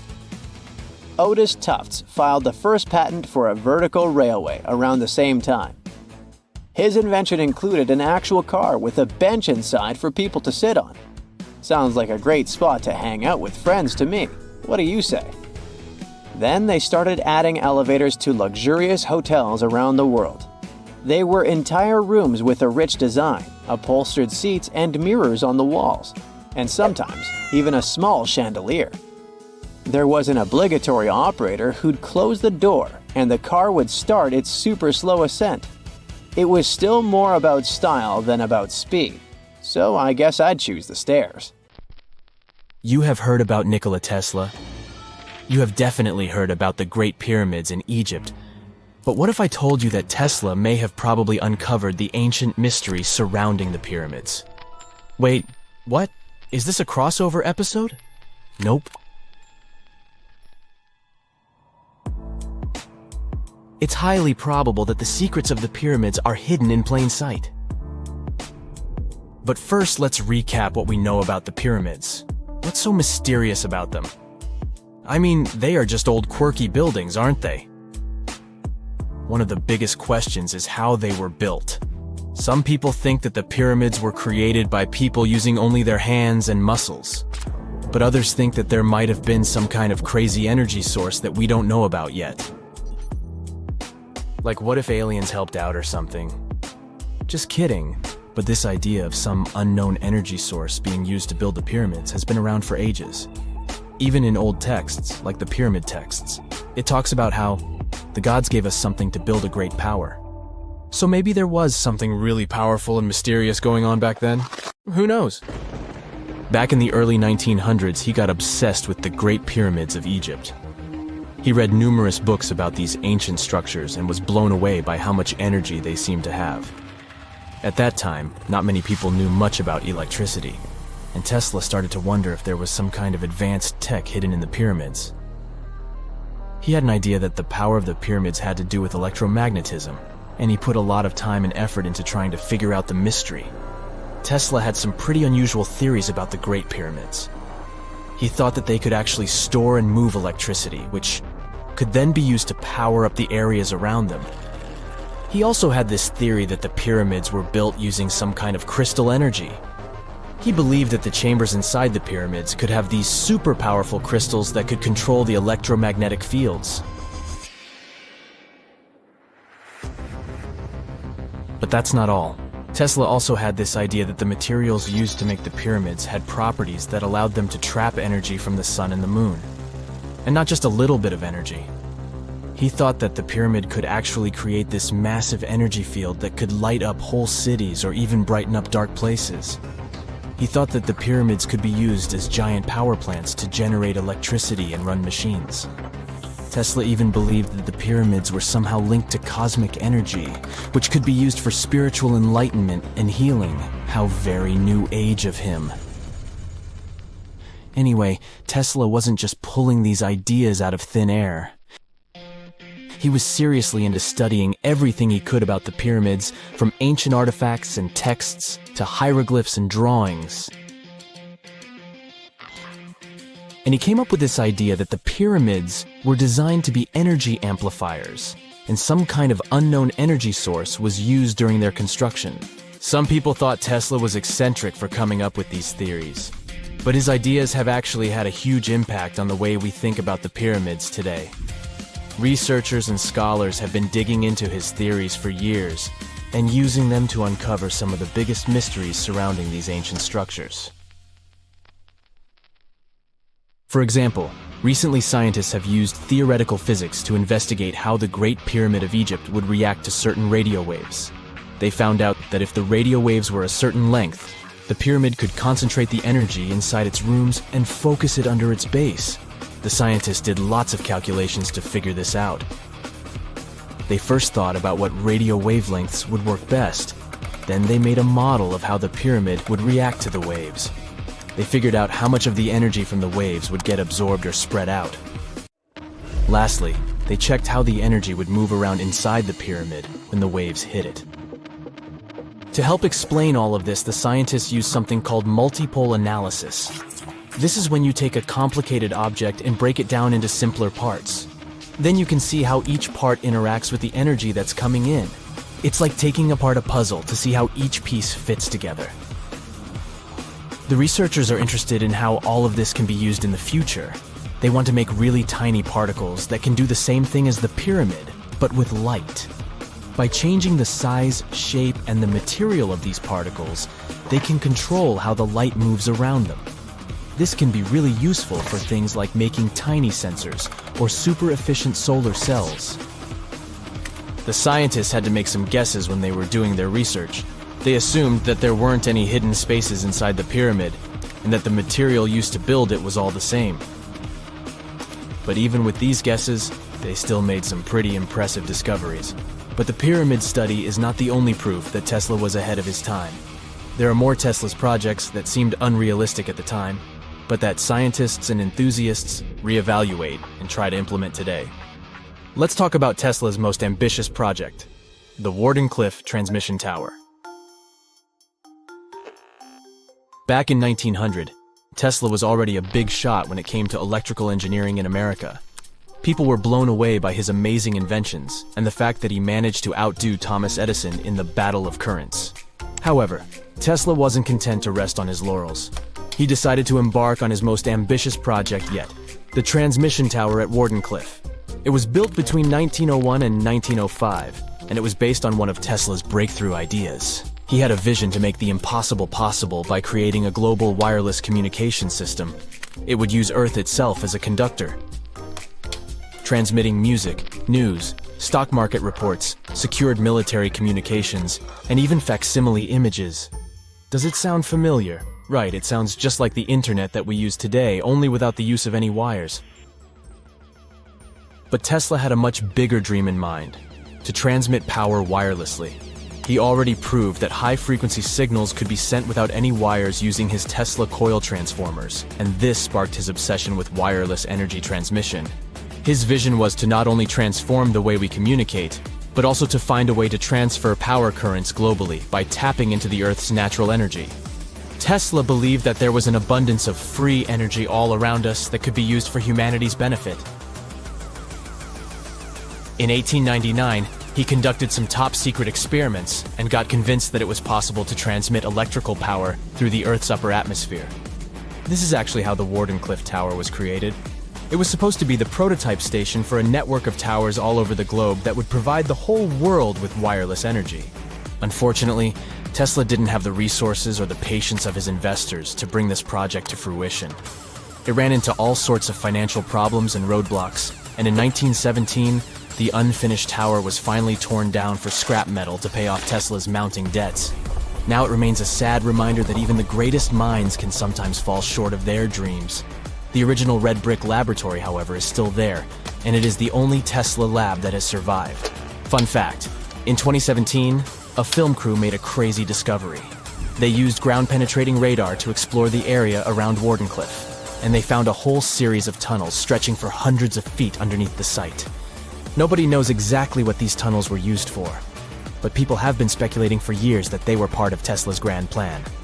Wardenclyffe, of course, is a major landmark for Tesla enthusiasts from all over the world. Who knows? Maybe someone will finally crack the mystery of the tunnels one day. But even if they don't, the legacy of Tesla and his amazing ideas lives on. It's 1898, and you're taking part in excavations in Saqqara. This place, not far away from Cairo, is full of ancient tombs and pyramids. You're in your Indiana Jones mood and hope to find something really phenomenal to become famous. Gold, manuscripts, treasure maps, mummies of famous pharaohs. Wait, a wooden bird? You're really disappointed as it looks like a regular toy. An old one, but still. Little do you know that years later, someone would propose that your bird was actually an ancient monoplane. So the artifact, nicknamed the Saqqara Bird, is made of a sycamore tree. The birdie has a wingspan of just 7 inches and weighs around 40 grams. A perfect original souvenir from Egypt, I would say. It's over 2,000 years old and looks pretty plain, without any carvings of feathers or other intricate ornaments. It has a beak and eyes though, which makes our find look like a hawk, the emblem of the deity Horus. Its tail is rather unusual as it's squared, looks weirdly upright, and it seems like the sunken part of it was the place for a now missing piece. Humans love solving a good mystery, so there have been several attempts to explain the use of the birdie. First, quite simply, is that it was a ceremonial object. The second idea is that it was a toy for a child from some well-off family. It could have been some sort of boomerang, which was a popular concept in ancient Egypt. Then there was a theory that the bird had been used as a weather vane. But this one has been debunked as the figure doesn't have any holes or markings, except for the one made at the museum in Cairo to fix the exhibit on a stick. So there was no way to hang it in the past. Almost a century after the bird was found, Egyptologist Dr. Khalil Masiha proposed a new theory that it could have been a model of a monoplane. He believed the bird was missing a horizontal tailplane. Otherwise, it had its wings set at a right angle, similar to that of modern planes. It could have worked to generate the aerodynamic lift necessary for flights. Dr. Masiha also claimed that it was common at that time to place miniature models of technological inventions in tombs. So, did the ancient Egyptians really invent the plane in 200 BCE? That would make the Wright brothers, who are considered the inventors of aviation, really upset. They made one of their first flights only in 1903. There's just one way to know for sure, and that is to test the model. But you know, the ancient museum in Cairo would unlikely let one of their cherished exhibits fly around like a toy. That's why glider designer Martin Gregory built a similar model, this time of balsa wood, and concluded that even with the missing tailplane, the plane wasn't much of a flyer. Case solved? Not really. This didn't sound convincing enough to the History Channel, so they invited an aerodynamics expert to build another replica of the bird. He tested it in weather conditions similar to those in Egypt and was impressed with the little plane's abilities. So, if they did invent the prototype of a plane back in the times of pharaohs, it would be a good example of an oupart. That's an out-of-place artifact, an object that's way ahead of its time in terms of technology or history. And the Saqqara Bird isn't the only example of such a revolutionary concept. In 1901, a group of divers retrieved the Antikythera Mechanism from an underwater shipwreck near the Greek island of Antikythera. It's been dubbed the world's first analog computer, and it's currently dated around 100 BCE. The bronze mechanism could tell the position of the sun, moon, planets, and stars, as well as the lunar phase, the dates of upcoming solar eclipses, and even the speed at which the moon moves through the sky. No one's sure who used it and how or where it was made. but it's obvious that it's extremely precise and way too advanced for its time. The first flushing toilets in the world were invented in the middle of the 20th century. Just kidding. The ancient Minoans on the Mediterranean island of Crete and the Indus Valley civilization both came up with this brilliant invention at the same time, around 4,000 years ago. The plumbing and sanitation were so well done that no one managed to design anything better until 2,000 years later. One ancient Minoan lavatory was discovered at the Palace of Knossos. It looks like it had a wooden seat set over a tunnel that directed water from a rooftop reservoir to an underground sewer. Other varieties got water from jugs. Only the super rich people could afford all this glory. So if you wanted to shop for real estate back then, the flushing toilet would be a telltale sign you were in the rich neighborhood. Automated doors became a cool, seemingly new invention back in 1931. But the technology behind them is actually much older. Think the 1st century CE old. Mathematician and engineer Heron of Alexandria came up with a hydraulic system to open and close temple doors. To bring it into action, you need to light a fire to produce heat. There was a brass pot under the fire, half filled with water. The inventor connected the brass pot to containers that acted as weights. When the fire was burning, the water moved into the containers. They went down and pulled the ropes. It was nothing like a supermarket door that opens in front of you before you even have time to think. Heron's door took hours to open, and there was no way to stop the process. That's why they only opened the doors once a day before people entered the temple, to add some mysticism at the temple during ceremonies. Spooky. Looks like the first ever battery was invented in Baghdad around 2,000 years ago. A German archaeologist found this oval-shaped clay jar in 1938.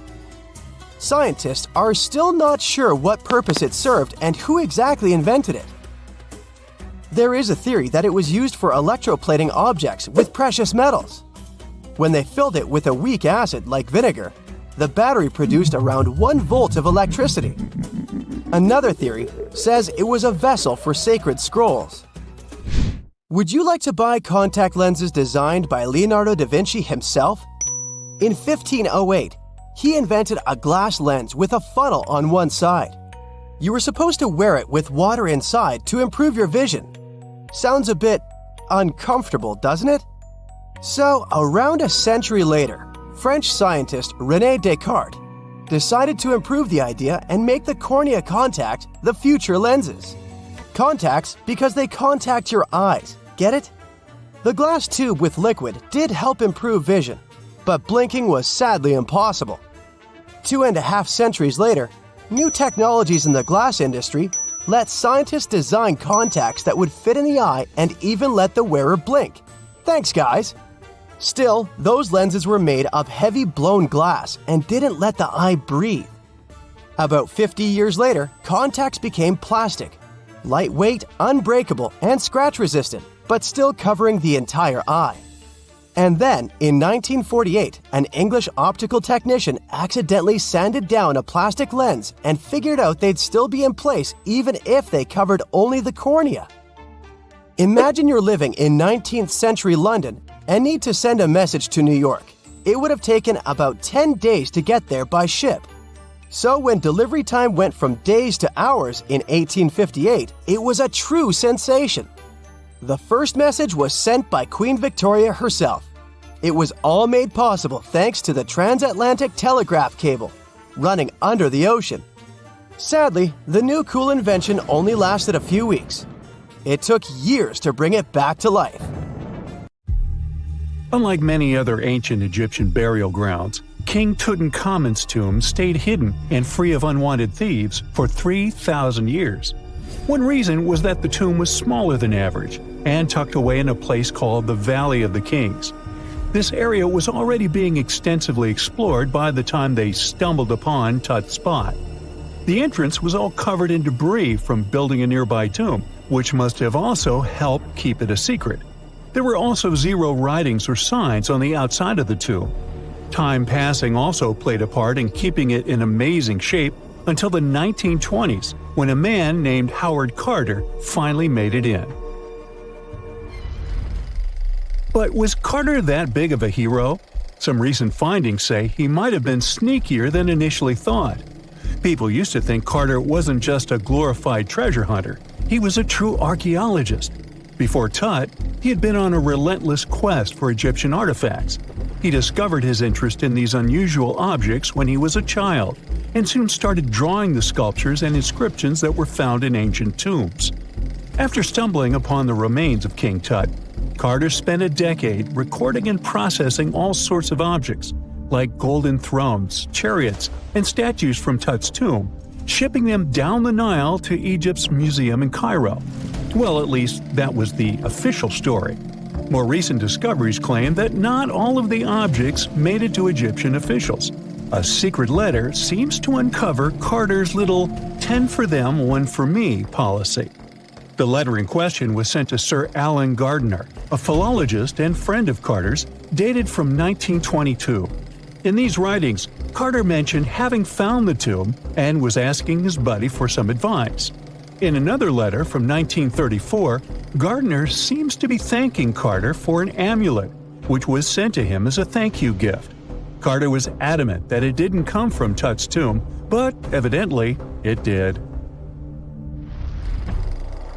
Even the British director of the Egyptian Museum was onto Carter's sneaky endeavors, but couldn't prove it. He compared Gardiner's amulet to others from Tut's tomb, and lo and behold, they were a perfect match. Gardiner was so disappointed to have been put in such a sticky situation that he vented to Carter in another letter. Deciding to be a good friend, Gardiner didn't throw the famous archaeologist under the bus.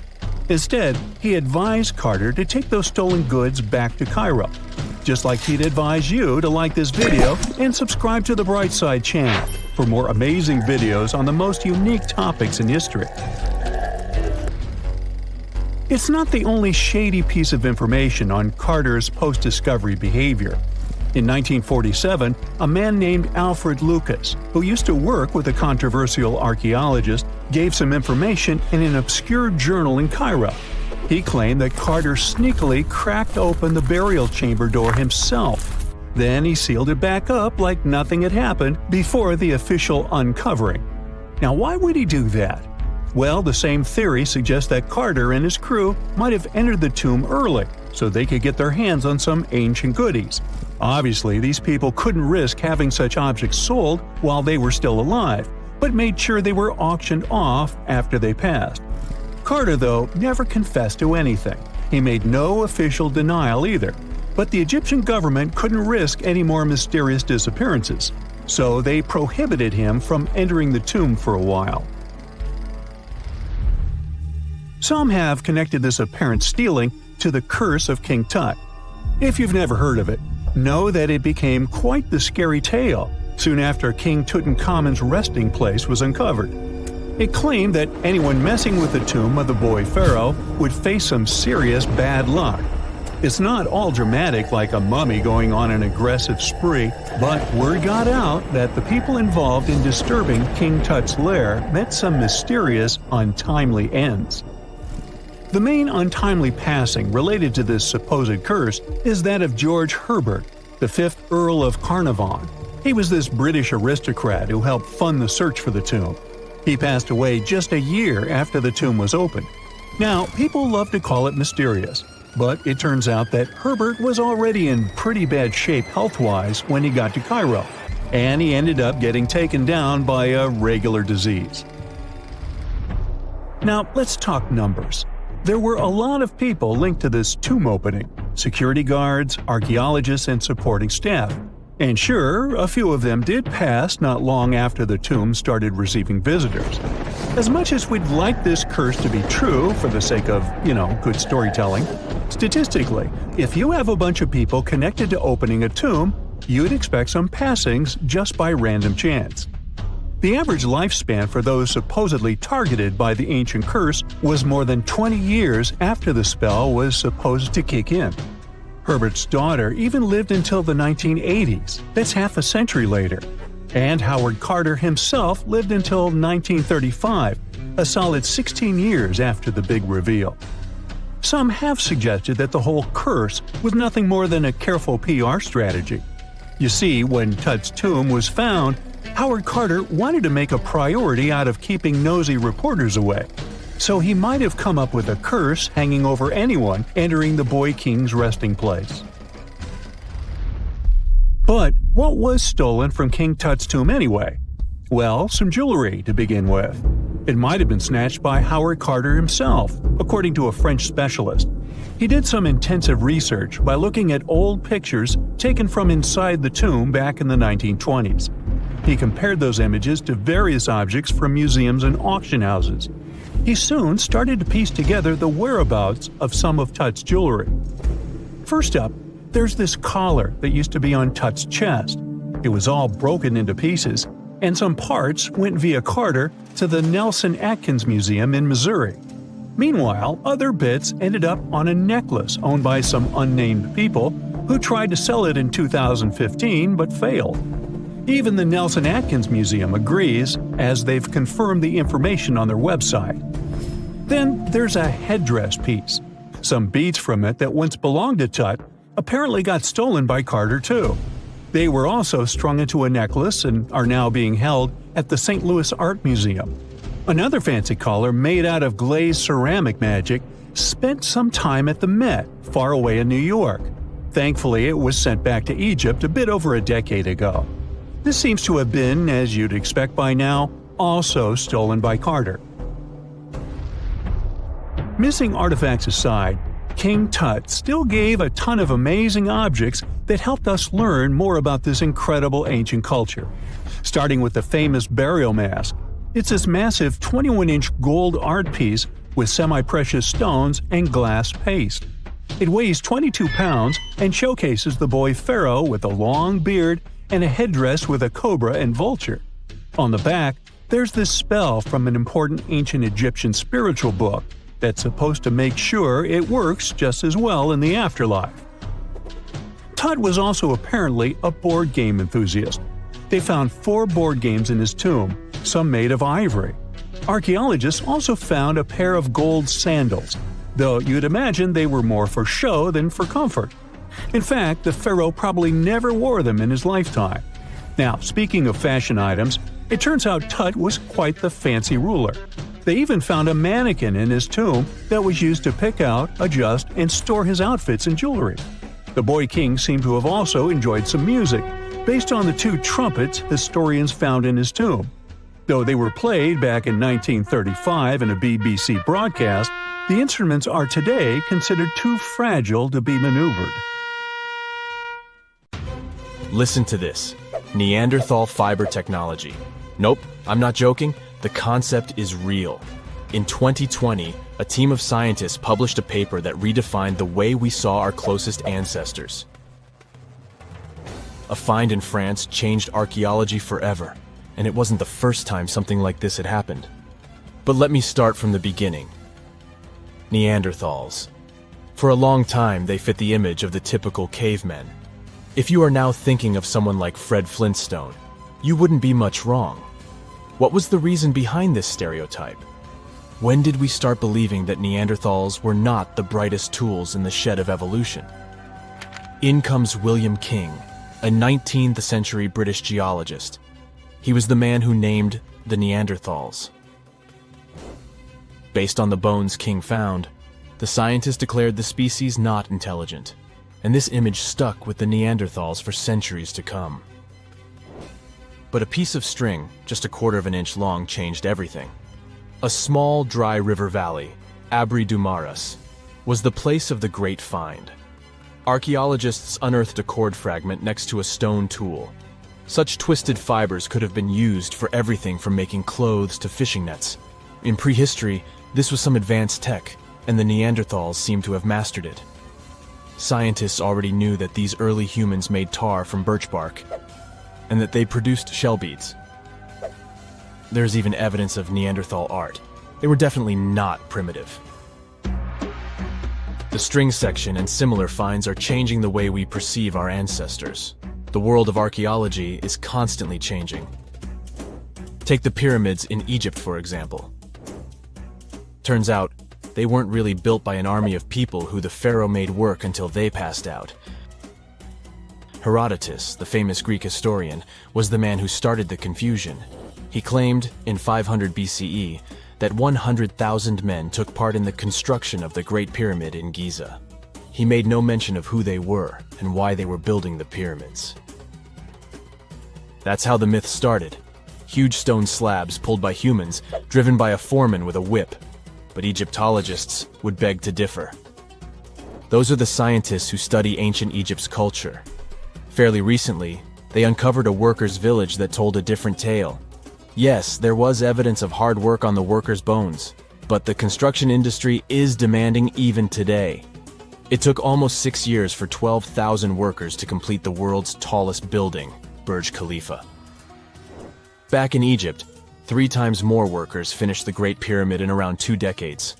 An impressive feat of ancient engineering, wouldn't you agree? Superiors looked well after the Egyptians who built the pyramids.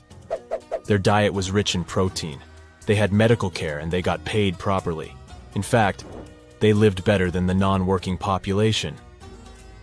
And they lived with their families near the construction site. Archaeologists know all this because they unearthed bakeries and dormitories with bread jars and other goodies. Looks like the pharaohs were okay employers after all, and the job market wasn't that terrible. They also kept detailed papyrus records of the build and hieroglyphs. You and I wouldn't stand a chance of reading these letters that resemble images. Egyptologists had the same problem. For over a millennium, no one had used this type of font. And it's not like there was an English ancient Egyptian dictionary you could open and find meanings of words. But all this changed in 1822. A couple of decades before, the French found a broken slab of black granite. The stone contained one text in 3 scripts: Ancient Greek, Egyptian hieroglyphs, and Demotic. The last one was also the Egyptian language, but in a simplified script. Scientists dated it back to 196 BCE. The content is a religious proclamation. A French philologist and Orientalist, Jean-François Champollion, was the first one to crack the code. You see, people haven't forgotten ancient Greek letters. The Frenchman successfully matched the Greek letters with the ones in the Egyptian script. And voila, we were finally able to read hieroglyphs. The name of the piece of granite that made it all possible was the Rosetta Stone. The importance of its discovery went beyond archaeology. The word Rosetta Stone even entered the English dictionary. It represents a discovery that helps people understand an enigma that has been puzzling them for a long time. There are similar games. A symbol is attached to a particular message. Then you have to decode the message by replacing the symbol with a corresponding letter. In a nutshell, this is what scientists did with the Rosetta Stone more than 2 centuries ago. Do you know what is the oldest deciphered language in Europe? It has an unattractive name, Linear B. The script belongs to the Mycenaean Greek language. It predates the ancient Greek alphabet by several centuries. You can easily guess which script it is descended from. Linear A. The people from Crete used Linear B more than 1,000 years ago. During the Late Bronze Age, the Greek civilization that used the script vanished. There was no one who could read Linear B, and more importantly, no one knew it existed in the first place. This was about to change during the first years of the 20th century. A British archaeologist by the name of Sir Arthur Evans excavated a vast palace complex at Knossos, Crete, Greece. This was the center of the Minoan culture that created the enigmatic script. The palace boasted some 1,300 rooms. They had colorful paintings of dolphins, griffins, and bulls. All of these captivated the archaeologists' imagination. But their biggest find was at first overlooked: thousands of slabs of baked clay. The fire that brought down the palace helped preserve the tablets. It was impossible to read the slabs, though. They were written in an unknown language.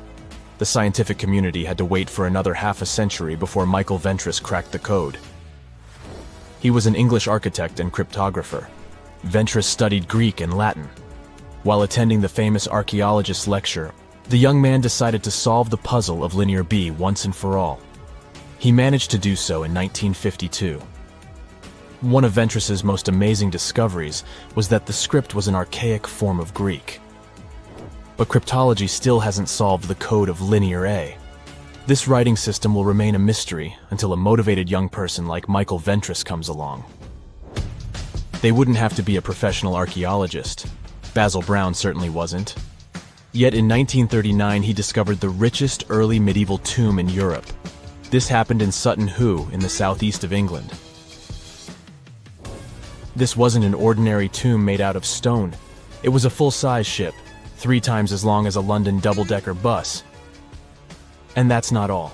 Apart from its main purpose, the ship was full of riches. Deluxe hanging bowls, feasting vessels, gold and dress accessories, and luxurious textiles were just some of the treasures found. Archaeologists were also amazed by the silverware from distant Byzantium. You probably know this city as Istanbul, Turkey. Even in our age, it's several days' drive from Sutton Hoo. Just imagine how much time and money it cost to import a silver plate in the 7th century. That's when the ship went down, according to archaeologists. The English couldn't have done it. At that time, there was no England. The people living in the British Isles at the time were the Anglo-Saxons. Perhaps the ship from the grassy mounds in Suffolk belonged to one of their kings? We will never know. The local acidic soil did away with any possible evidence, or no one laid there in the first place. It could have been a cenotaph, which is a monument constructed to honor an important person. The archaeologists still don't have a definite answer. But what they have found at Sutton Hoo shed light on the Dark Ages. Before the discovery of the ship, they knew little about what had been going on in Britain after the Romans left. Now, the image of the early Anglo-Saxon society was much clearer. Perhaps the English soil will be the site of the next great breakthrough in archaeology. Okay, what if I tell you that the extraterrestrials we all imagine as little green men may actually look like very normal Earthlings and chill in Europe? This is the Iberian Peninsula, and people living there are under suspicion. Ooh. Here's the reason. Somehow, parts of the most important artifacts that the Iberian civilization called Treasure of Valena are made of metal that simply can't be found on Earth, because it's metal from a meteorite. Now let's tackle this step by step. This is the artifact itself, and it's composed of 59 different objects. Bowls, bottles, and bracelets. Is there a pattern there with all those bees? In total, the find weighs around 20 pounds, of which 18 pounds are 23.5 karat gold. Now, if you're not a metal specialist, I'll clarify it for you right away. For comparison, 23 karat gold is 95.8% pure gold, so 23.5 karat is even purer. The remaining percentage goes to other metals to help add strength and durability to the precious alloy. There was also silver, iron, and amber in that set. The artifact could have been pretty straightforward, but for these two, let's call them imposters. Look at this wrought iron bracelet and this hollow hemisphere. Can you see that? Those rusty lines on the hemisphere and the overall weird color of the bracelet do stand out, since everything else is made of purest gold.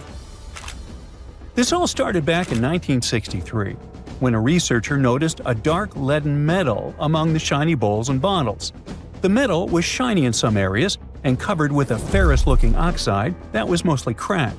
Now, just so you understand, gold does not usually act this way. Gold is one of the least reactive of all metals, so it won't even tarnish, let alone rust. To figure out where this suspicious iron came from, researchers turned to mass spectrometry, which checks out the mass-to-charge ratio of molecules. Their findings showed that the nickel in the iron is similar to that found in meteoritic iron. Simply put, the bracelet and the hemisphere are of extraterrestrial origin. Ooh. Now, the exact age of the trove is hard to determine, yet it's crucial. We need to know the exact age to see if it coincides with the start of the Iron Age in the Iberian Peninsula. If it does, then no further questions here. But if it doesn't, well, it's, at the very least, weird, if not suspicious. So there's this three-age system. It comprises the Stone Age, then the Bronze Age, and then the Iron Age. The Stone Age is of no importance here, so let's compare the Bronze and the Iron Ages. The Bronze Age began when it was realized that combining copper and tin produced a material that was more durable than either metal alone. This era was all about major upgrades in tools and weapons, but two standout inventions were writing systems and the wheel. Then came the Iron Age. This time was all about slowly bringing iron into everyday life. Iron was way easier to shape into cool designs than bronze. Now this was a big deal, because iron, especially transformed into steel, provided significant improvements in all aspects of life. Tools became lighter, cheaper, and stronger compared to their bronze equivalents. You get it? Good. So researchers have long debated whether the treasure dates back to the post-Argaric era or the latter part of the Bronze Age. The most recent study claims that those artifacts were created in 1400 to 1200 BCE, and something really doesn't add up. First off, the Iron Age began around 500 years after these artifacts were crafted. Plus, ancient craftsmen couldn't know back then how to work with metals that landed on Earth approximately 1 million years ago. And while the dates are really hard to explain, there is a logical explanation for the craftsmanship. The theory here is that those metal workers simply had access to the fallen meteorite, and thus, they could study it well and discover its properties before using it for decorative purposes. They could have figured it out through trial and error, and once they knew exactly how to work with this extraterrestrial metal, they proceeded to adorn the artifacts with it. Plus, there were the Phoenicians, who contributed to their craftsmanship. Now, it's true that the Iberian people have been processing metal and making pottery long before the Phoenicians settled on the peninsula.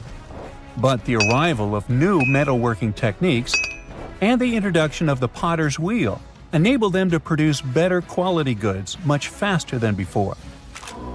So, we figured out the extraterrestrial origins of the Iberian artifacts. But guess what? This area is still under suspicion.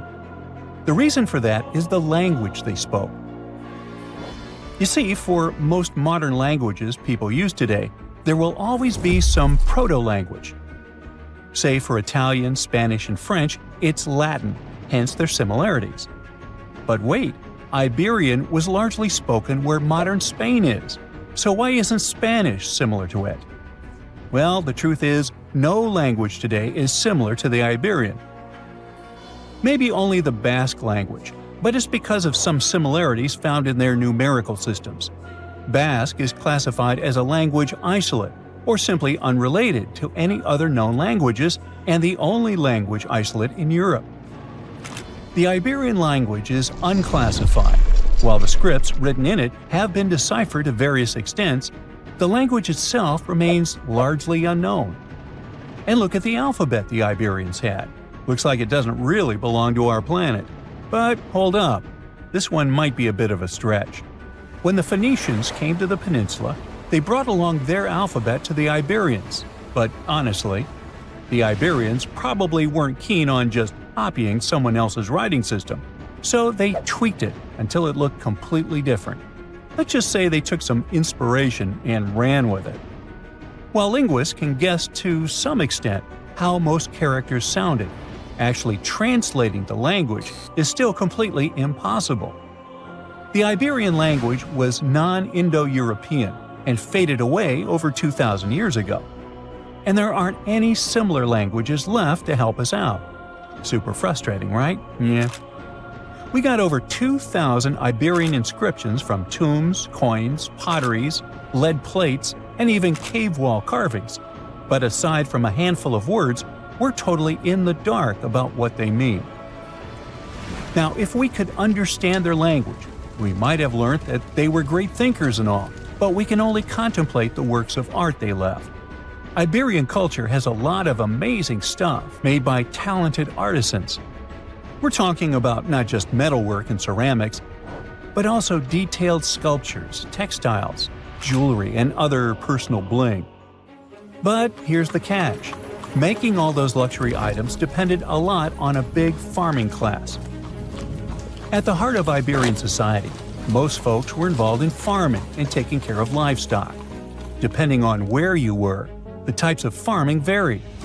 For example, up in the north, they were all about growing grains, while down in Valencia, they focused on producing olive oil and other agricultural aspects.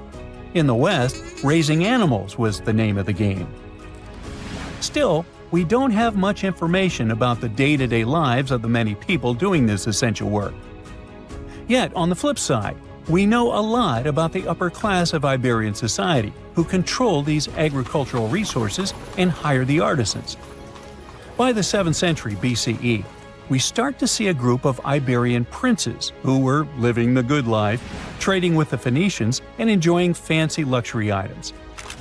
You can spot this elite class in their burial practices. Cremation was the go-to method for funerals among the Iberians, and wealthy individuals were often found in cemeteries with all sorts of lavish goods and funerary sculptures that give us a peek into the fashion and hairstyles of the rich. Interestingly, starting in the 6th century BCE, there was a noticeable drop in the number of recognizable burials, which suggests that these elaborate funeral customs became more exclusive to a small elite. Meanwhile, the fate of the majority, farmers, artisans, soldiers, and laborers, who made up a big chunk of the population, remains a bit of a mystery.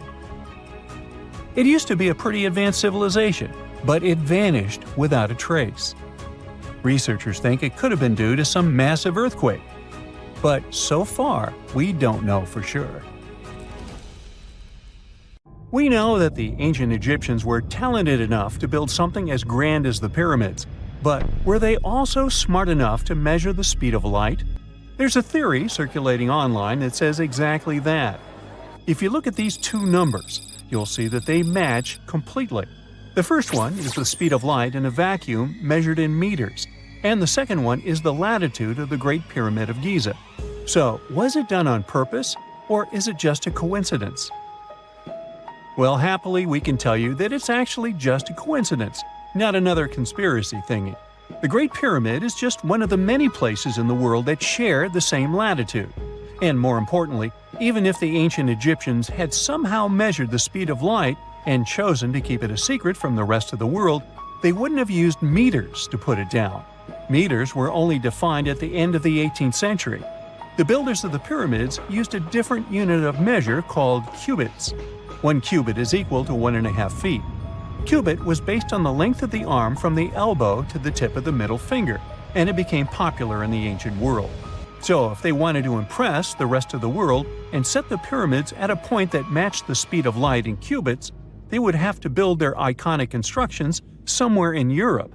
And then the Danish astronomer who first measured the speed of light in 1676 would have been really upset to know that someone had done it centuries before him. So, although they were ahead of their time in many aspects, the ancient Egyptians never measured the speed of light or used longitude and latitude to map their locations. The base of the Great Pyramid of Giza might seem like a perfect square, but it's actually an 8-sided structure, not 4-sided. Each of its 4 sides has a subtle concave indentation that splits it evenly from base to tip. The official version is that a British pilot was the first to notice it in 1940 while flying over the pyramid. He took a photograph that showed shadows highlighting these indentations. Some people think these lines are only visible from above and can best be seen at dawn and dusk during the spring and autumn equinoxes. This has led to a freaky theory that the ancient Egyptians might have designed the pyramids to communicate with something looking at them from above. Now, the Great Pyramid is one of only 3 pyramids that used to have a swivel door. It weighed around 20 tons, but they could still easily open it from the inside. Its precise fit made it nearly invisible from the outside, with no visible latch or handle. There were only slight variations in the exterior stone that gave out an opening. The other 2 pyramids with similar doors belonged to Khufu's father and grandfather. The Great Pyramid also has a hidden void, at least 100 feet long, that was only found in 2017. We still don't know what lies within the space, what purpose it served, or if it is the only space of its kind. Researchers used the same tech to see through cathedral walls, Mayan pyramids, and even volcanoes. It depends on a natural shower of subatomic particles called muons. They pass more easily through empty space than through solid materials. So if they arrange multiple muon detectors around a structure, scientists can map out its solid and empty areas. A team of scientists placed muon detectors inside the Great Pyramid and allowed them to gather data for months. Scientists have analyzed samples of the mortar used to build the pyramids many times. Although we know its composition, modern technology still can't replicate it. The mortar is mostly made from processed gypsum, but it wasn't used like the cement we use for bricks today. Instead, they used it to support the joints between the massive stones as they were set in place. The estimated amount they needed to construct the Great Pyramid was around 500,000 tons of mortar. The gypsum mortar is stronger than the stones themselves and has held up for thousands of years. Now, all four sides of the Great Pyramid are aligned with the cardinal points – north, south, east, and west. According to geologist and engineer Glenn Dash, the alignment is accurate to within 4 minutes of arc, or 1/15th of a degree. The architects managed to achieve this without modern tools like drones, blueprints, or computers. Many researchers try to explain this construction miracle. Maybe they used the pole star or the sun's shadow. Dash recently proposed a new, simpler idea. The Egyptians might have used the autumnal equinox to align the pyramids. It happens twice a year when the Earth's equator passes through the center of the sun's disk, making day and night nearly equal in length. To test his theory, Dash conducted an experiment on the 22nd of September 2016, the first day of the fall equinox. He used a special rod the Egyptians had to cast a shadow and tracked its tip at regular intervals, forming a smooth curve. By connecting 2 points of the curve with a taut string, he created an almost perfect east-west line. Dash noted that on the equinox, the shadow's tip runs in a straight line, nearly perfectly east-west, and with a slight counterclockwise error. There's a similar error in the pyramids. Although his experiment was conducted in Connecticut, Dash believes that the same method would work in Egypt. All the ancient Egyptians needed was a clear, sunny day. They could determine the fall equinox by counting 91 days from the summer solstice. But they left us few clues, and no engineering documents or architectural plans have been found that explain their methods. So they might have mapped shadows, but it's not definite. Now, scientists have long wondered how heavy stone blocks were carried to the pyramid sites, and they might finally have an answer. A research team from the University of North Carolina, Wilmington, has discovered that 31 pyramids are likely to have been built along a long-lost ancient branch of the River Nile. It's now hidden under desert and farmland. For many years, archaeologists have thought that ancient Egyptians must have used a nearby waterway to transport materials, equipment, people, and whatever else they needed to build the pyramids on the river. But up until now, they weren't certain of the location, shape, size, or proximity of this waterway to the site of the pyramids. The group of researchers used radar satellite imagery, historical maps, geophysical surveys, and sediment coring to map the river branch. They believe it was buried by a major drought and sandstorms thousands of years ago. The team managed to go below the sand surface and get images of some hidden features thanks to radar technology. They found hidden rivers and ancient structures running at the foothills of where most of the ancient Egyptian pyramids lie. The discovery of this extinct river branch helps explain the high pyramid density between Giza and Lisht, in what is now an inhospitable area of the Sahara Desert. Now, Egypt isn't the only country with the most pyramids in the world. The champion's title here goes to its southern neighbor, Sudan. It has between 200 and 255 pyramids, compared to Egypt's measly 138. They were built by members of the Kingdom of Kush, an ancient civilization that ruled the lands along the Nile River many years ago. They started erecting pyramids around 500 years after the Egyptians had stopped doing it. Their pyramids are much smaller than the Egyptian ones, but were built for the same purposes.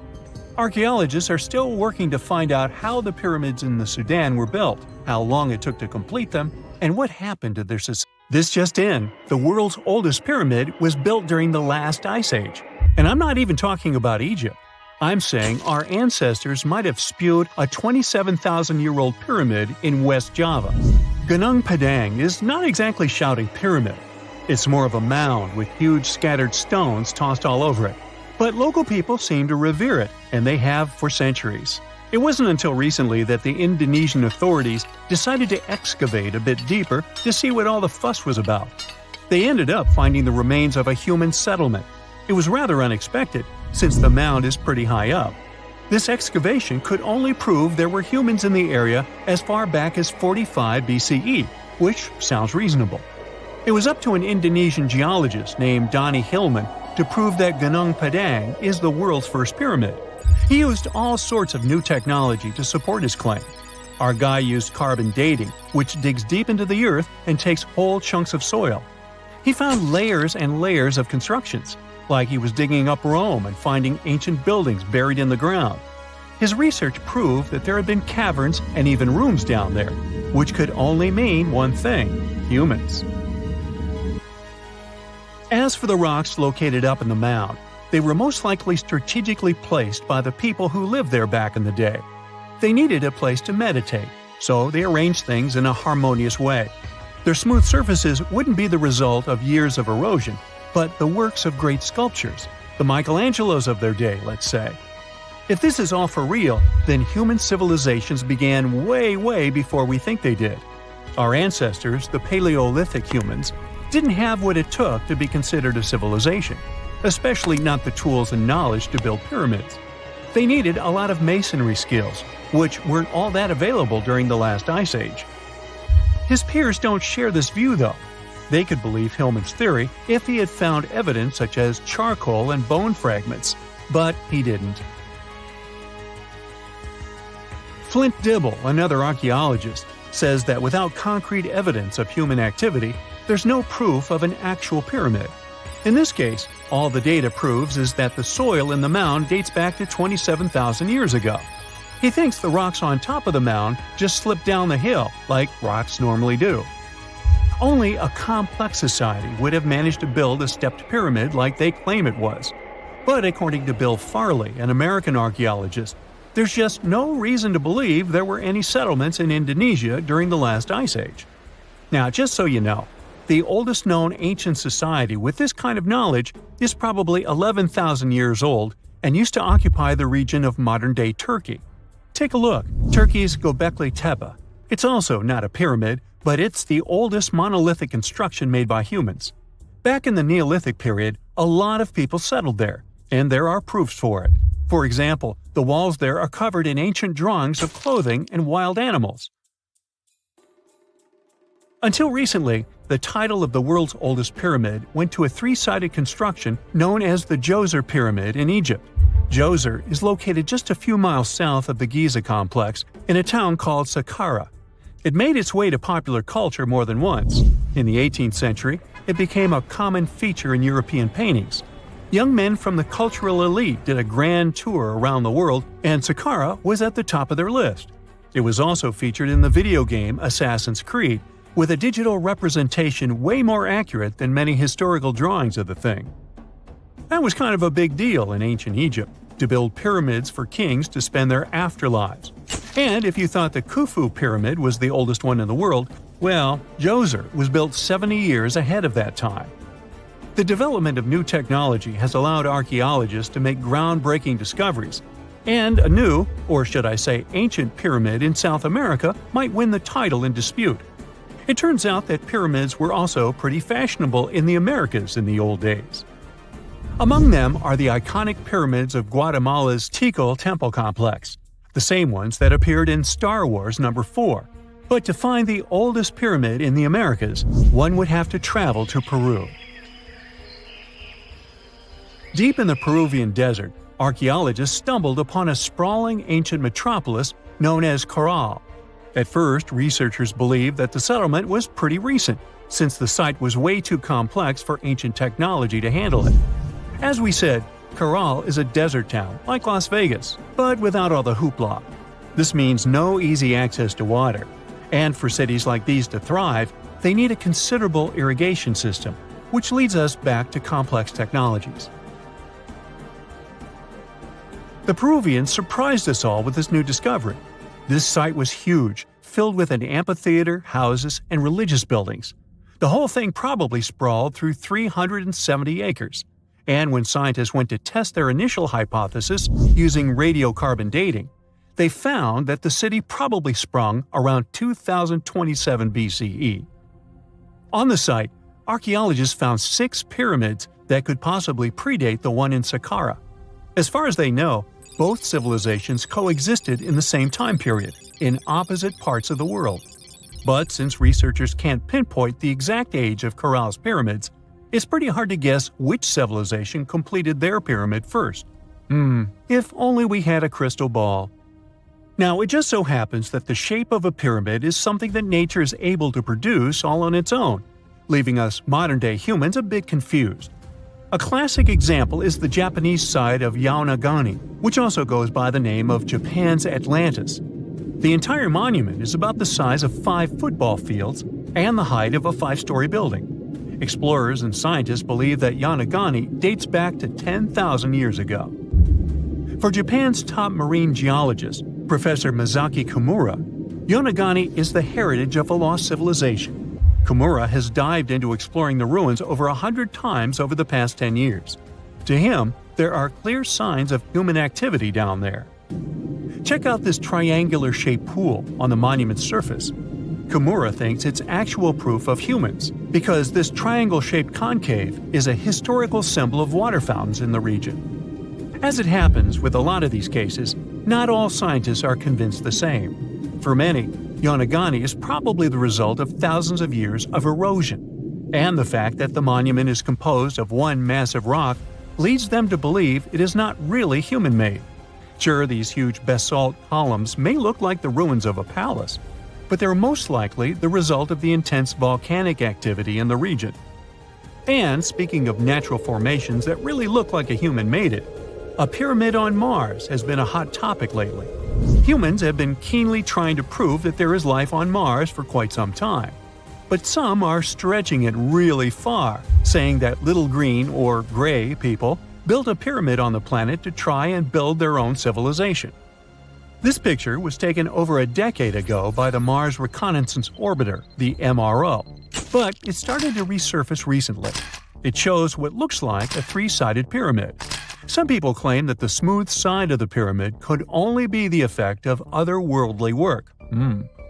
Then science comes along and explains that Mars is home to one of the deepest canyon systems in the whole solar system. The so-called pyramid is located in what is known as the Kandor-Chasma region. This Martian region has a bunch of similar formations that are nothing more than the result of erosion. Nothing supernatural going on there, apparently. Before we get into the reason why and how there are pyramids all around the world, let's talk about some of the examples. I'll start with the Pyramid of the Sun in Mexico. These folks really knew how to build a city. Their well-planned urban center spanned over 7 square miles and boasted several pyramids. But the Pyramid of the Sun is the most impressive. This giant pyramid was built way back in 100 CE and is one of the biggest structures of its kind in the whole Western Hemisphere. It's so big that it's 216 feet high above the ground. If you ever find yourself in this ancient city, you won't be able to miss the Pyramid of the Sun. It's right there on the east side of the Avenue of the Dead, the city's main north-south street. To build this incredible pyramid, around 1 million cubic yards of material were used, including a special kind of red volcanic rock called hued tezontle. Impressive, huh? We don't know too much about the people who built the Pyramid of the Sun or its purpose. But archaeologists believe there was once a temple on top of it. When explorers went below the pyramid in the 1970s, they found a bunch of cool tunnels and chambers. In 2011, they even found a secret stash of clay pots. obsidian pieces, animal bones, human figurines, and a mask. Who knows what other secrets the pyramid is hiding? If you decide to see this one, you must climb the pyramid using the 248 uneven steps on the west side. Watch your step. Sudan got some pyramids too. Nubian pyramids aren't as big as the ones in Egypt, but they still got around 200 of them. These ancient pyramids have been home to the tombs of the pharaohs of the Meroitic kingdom for almost 1,000 years, who ruled Egypt from Nubia to the Mediterranean Sea. The pyramids at Meroe were constructed using granite and reddish sandstone. Oh, and did you know that Sudan has more ancient pyramids than Egypt? The Kushite pyramids depict the indigenous architecture and burial traditions of Nubia's Napata and Meroe kingdoms, which ancient Egypt influenced. Meroe, the burial site of over 40 queens and kings, is the most extensive Nubian pyramid site. The tomb walls depict mummified royals bedecked in jewelry, their wooden caskets containing bows, quivers of arrows, and other artifacts pointing to the Meroitic relationship and trade with Egyptian and Greek civilizations. So if you're looking for some ancient tombs to explore, you may consider skipping the crowds in Egypt and heading on down to Sudan. Let's fly to Iraq to see some more pyramids. Ziggurats have fancy receding layers and tiered temples. Instead of a smooth exterior, it has tiers like a cake. Perfect for all the important work and rituals that went on inside. You can find these towering structures scattered throughout Iraq and Iran, and they're a real testament to the power and skills of the people who built them. One of the biggest and most impressive ziggurats is the ziggurat at Ur. It's basically a giant rectangular pyramid that stands a whopping 70 to 100 feet tall, with 3 levels of terraces and a temple on top. Can you imagine how many baked bricks it took to build that thing? Try 720,000 for just the lower portion. This particular ziggurat was built for Sumerian king Ur-Nammu. Similar to other ones, this pyramid has been around for thousands of years, so it got a little rough around the edges. Thankfully, the Babylonian king Nebuchadnezzar II and some archaeologists came to the rescue in the 6th and 20th centuries respectively, and now you can find this near Talil Air Base. The ziggurat at Ur was built in 2100 BCE by King Ur-Nammu for the moon deity Nana. It was the tallest building in the city, and you could see it from miles around. It was like the medieval cathedral spire of its day. People would come here to bring their agricultural surplus and get their food allotments and seek spiritual nourishment. Sadly, the Nana temple at the top of the ziggurat didn't survive, but we do have some blue glazed bricks that may have been part of its decoration. The lower parts of the ziggurat are pretty amazing though. The architects even included holes in the temple's baked exterior to let the water evaporate from its core. Since we explored some of the pyramids on our planet, let's take a broader perspective. They can be found in many parts of the world. Egypt has over 100 pyramids, double that number in Sudan, and dozens of others are scattered in the Middle East and China. The Americas have the most pyramids in total, with more pyramids than the rest of the world combined. These pyramids are located in Mexico, Guatemala, Honduras, and El Salvador. Time to know more about the evolution of pyramids through history. The oldest pyramid is in Egypt. This pyramid was a step pyramid, which was created by placing one layer of stone on top of another. The pharaoh Sneferu is credited with creating the pyramid shape we recognize today. During his 45-year reign, he built 3 pyramids. His first 2 attempts failed, but he finally got it right with the Red Pyramid, which is considered the first true pyramid. It was Sneferu's son, Khufu, who built the Great Pyramid of Giza, which was the tallest human-made structure on Earth for almost 4,000 years. Latin American pyramids are similar to early Egyptian step pyramids, but they were built independently with no knowledge of each other. The pyramids in Sudan were built around 700 BCE and are tall but much narrower than those in Egypt. How in the world did all these civilizations build these things without even texting each other?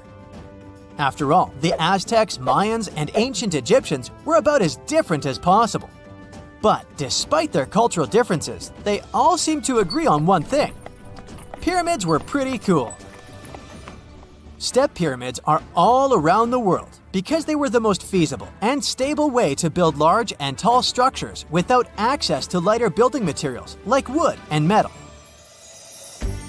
The triangular form with a square base is the best way to build a sturdy structure, and having a cube structure would require more material for less height. Now, when it comes to pyramid design, the Egyptian pyramids were like giant triangles with a square base, smooth sides, and a pointy top. On the other hand, the Aztecs and Mayans went for a tiered cake look, with steps leading up to a flat platform on top. So, while all these pyramids share the same basic shape, they have their own unique flair. Each group built its pyramids using different materials, techniques, and slope angles. So while they may have been inspired by each other's work occasionally, they were just doing their own thing. Egyptian pyramids had smooth, angled sides that were designed to help the pharaoh's soul ascend to heaven. The Pyramid of the Sun was built over a series of caves that served as a passageway for the deities. The Maya built the temple of Kukulkan in Chichen Itza to honor the deity Kukulkan, usually represented by a serpent. Nicknamed El Castillo, it has 91 steps on each side, plus a platform. That's 365 steps, one for each day of the Mayan calendar. Tell me, Brightsiders, how were pyramids built? To begin with, humans made them, not a foreign race from space that landed on Earth. You see, one thing that all pyramids have in common is that they were built without advanced tools or even the wheel. It took a lot of people to build them, including skilled laborers and architects. For example, it's estimated that 20,000 people built the Great Pyramid of Giza, and it's believed that most of them were skilled laborers. Building pyramids was a massive undertaking that required years of planning and effort. The Great Pyramid at Cholula, Mexico, took 600 years to complete. Consider the Great Pyramids, one of the original 7 wonders of the world and the only one that still exists today. Did you know that the pyramids of Giza weren't the only pyramids out there? And they weren't even the first ones. First, there were the pretty good pyramids, but they didn't catch on. Nah, I made that up. Back to the story. In ancient Egypt, it was believed that kings were chosen by gods to serve on earth as their mediators. In the afterlife, they were expected to become gods themselves. The pyramid complex was built to make sure that the king had everything they might need in the afterlife. The complex included the pyramid, a palace, and temples. The tomb in the pyramid, where the king was buried, was filled with many things they might need, like furniture, food, and gold vessels. Actually, the first pyramid had been built 80 years before the first pyramid of Giza appeared. Overall, there were around 100 of them. Some weren't finished though, since the construction took a while and not every pharaoh lived long enough to see the end of the construction. And now let's talk about the construction itself. The biggest of the pyramids of Giza is as tall as a 40-story building. So how on earth did they manage to build a structure that massive 5,000 years ago, long before machines and other equipment appeared? Well, let's figure it out. So Pharaoh Khufu ascended the throne around 2575 BCE, and his architects started the construction of the oldest and biggest of the pyramids of Giza. He figured that over 2 million limestone blocks had to be used to build the pyramid, each weighing around 2.5 tons, around the weight of a rhino. The architect wanted to finish the construction in 20 years.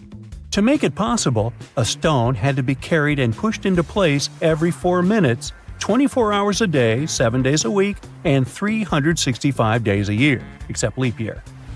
So obviously, a lot of workers were needed to make it happen.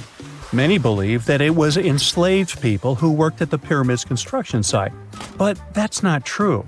Workers came from all over Egypt to contribute to the project.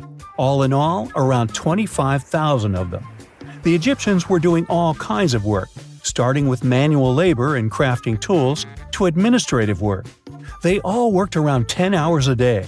They were housed and well fed, and they were overall living a more comfortable life than an average Egyptian could afford at that time.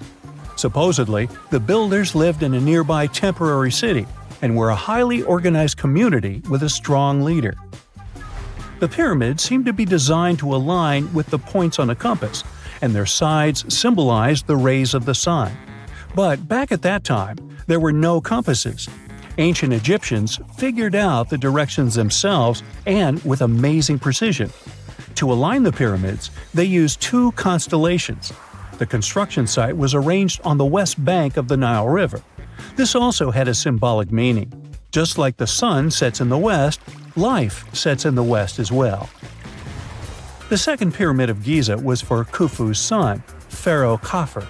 It's a bit smaller, but this one has the famous noseless statue of the Sphinx. Of course, originally it had a nose. I would tell you what happened to it, but it's still a mystery, and no one knows for sure. Sphinxes have the body of a lion and the head of a human. They were considered guardians of important areas. This famous Sphinx, also pronounced Sphinx, has the head of Pharaoh Khafre and is guarding his pyramid, facing the sunrise. The Sphinx is one of the biggest and oldest statues in the world. Originally, it not only had a nose, but was also painted. Scientists have discovered traces of the red color of its face. So, most likely, the Sphinx was painted red. There are also remains of yellow and blue color on its body. The statue definitely wasn't boring. Till around 1800, the Sphinx was buried up to its shoulders until an adventurer with a team of 160 men dug it out. But let's get back to the construction. The workers, of course, needed stone blocks. There were 2 main places where people could get these stones. One source was close to the construction site, but that fossil-lined yellow stone was only suitable for the pyramid's interior. The limestone blocks for the exterior were hauled from 8 miles away on 30-foot-long sleds. Apparently, it wasn't too hard to pull them. The sand mixed with the right amount of water was pretty slick, and 10 people could move a sled even with a rock weighing so much. Surprisingly, cutting off a block of limestone wasn't the biggest problem. When in the ground, it was soft and could be split relatively easy. But after getting exposed to the air, limestone hardens. So the most difficult part was to shape the blocks. That step was crucial because the smallest inaccuracies could lead to the whole pyramid collapsing. So, okay, those limestones were mined, carried on a sled, shaped, and then what? How could they be put into place? Well, this is still a mystery. Archaeologists have discovered the remains of a ramp system that dates back around the time the pyramids were being built. So historians have come to the consensus that, most likely, the Egyptians designed a unique ramp system to move and pull huge stone blocks. The most common opinion is that there were several ramps around the pyramid. There probably was a central ramp with 2 staircases on each side of it built over the pyramid stones. The ramp was growing as the pyramid was getting higher. People might have been walking up the stairs, pulling up stones on wooden sleds. But this is just one of the options. Other experts say that the ramps were around the pyramid, and some say that the ramps were inside the pyramid. Maybe we will never know for sure, and it'll forever remain a mystery. The exterior limestone of the pyramid was polished with sand and stone until it gleamed. On top, there was a gold and silver capstone, which glimmered over Egypt like a second sun. So, that's how it was 5,000 years ago. Now, about the interior. Surprisingly, there's not much inside the pyramid. Most of it is just solid stone with very little open space. But let's take a quick look inside. From the entrance, there are 2 stairways, one going down and the other going up. They take us to the chambers. there are 3 of them inside. Now why is that?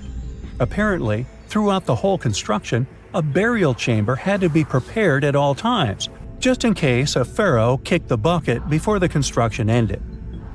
So separate chambers were built one after another as the construction progressed.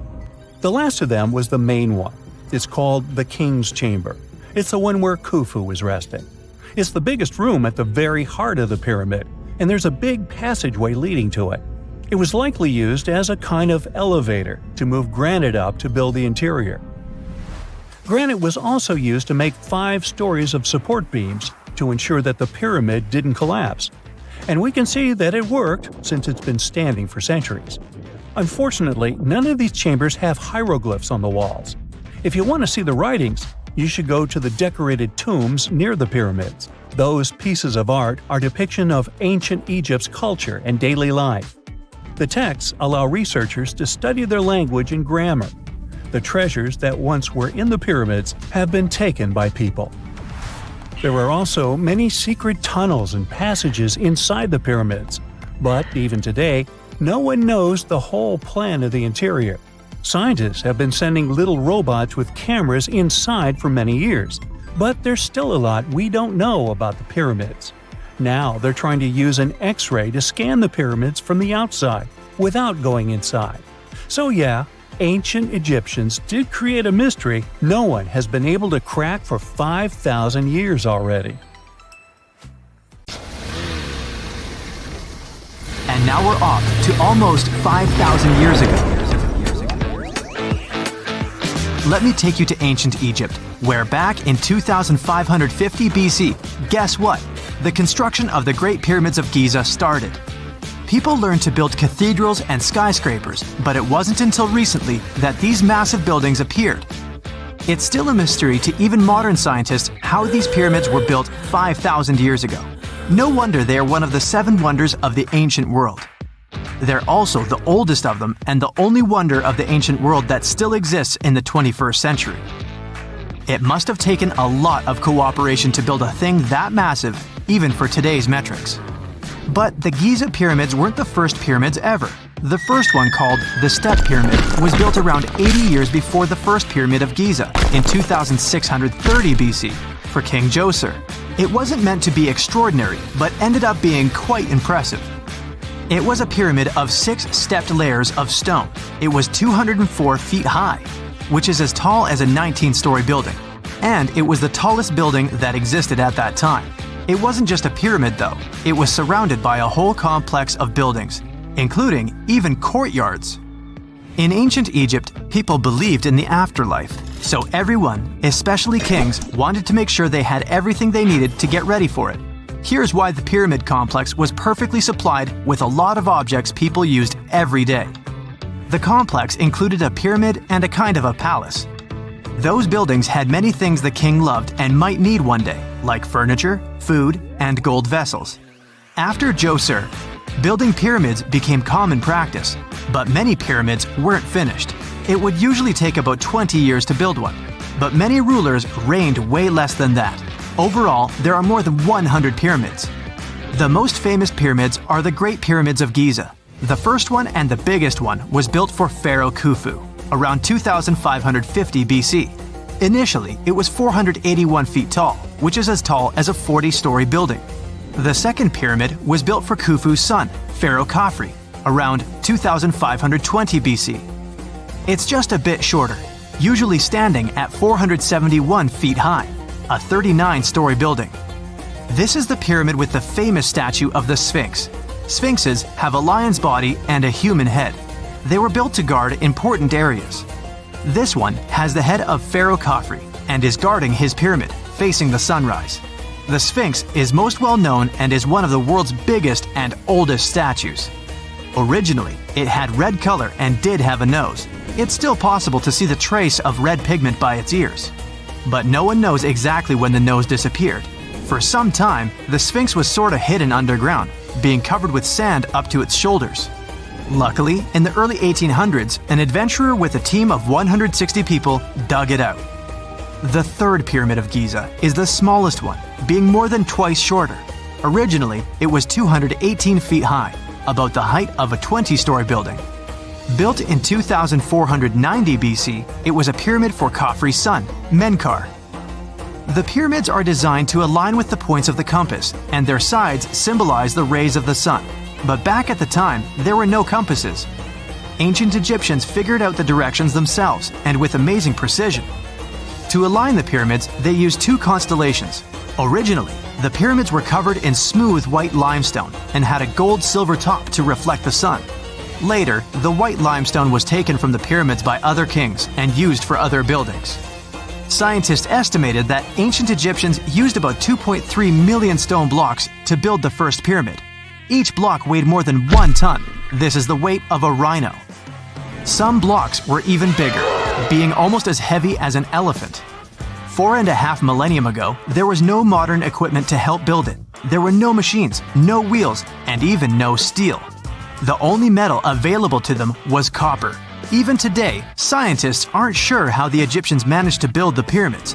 There are no records left that would shed light on it. Some even think that Egyptians wanted to keep it as their secret and didn't even record it on purpose.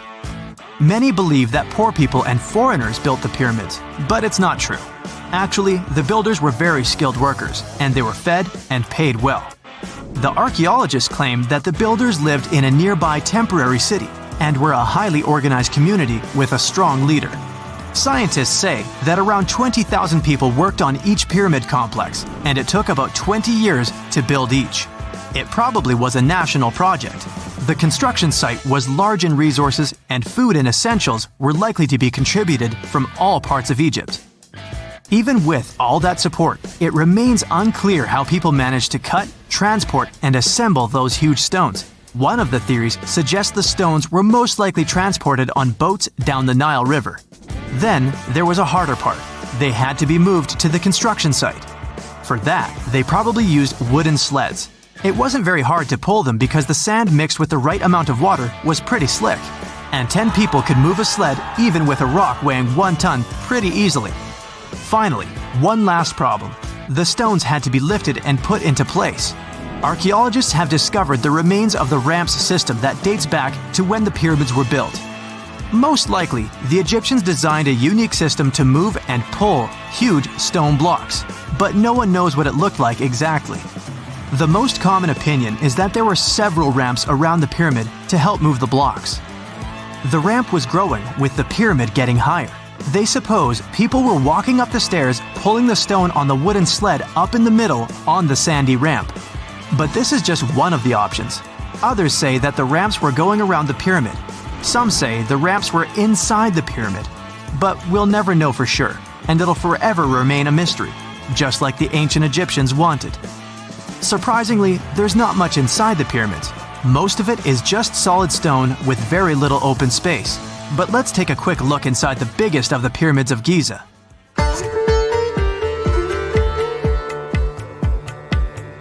From the entrance, there are 2 stairs, one going down and the other one going up. The descending one takes you to a chamber located underground.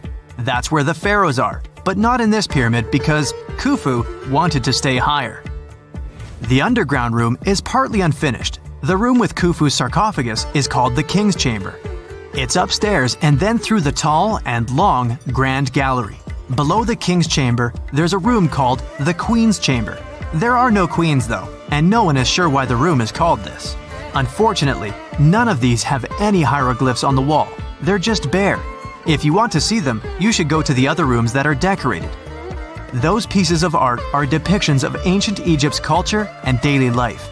The texts allow researchers to study their language and grammar. Sadly, the treasures that once were here in the pyramid are long stolen.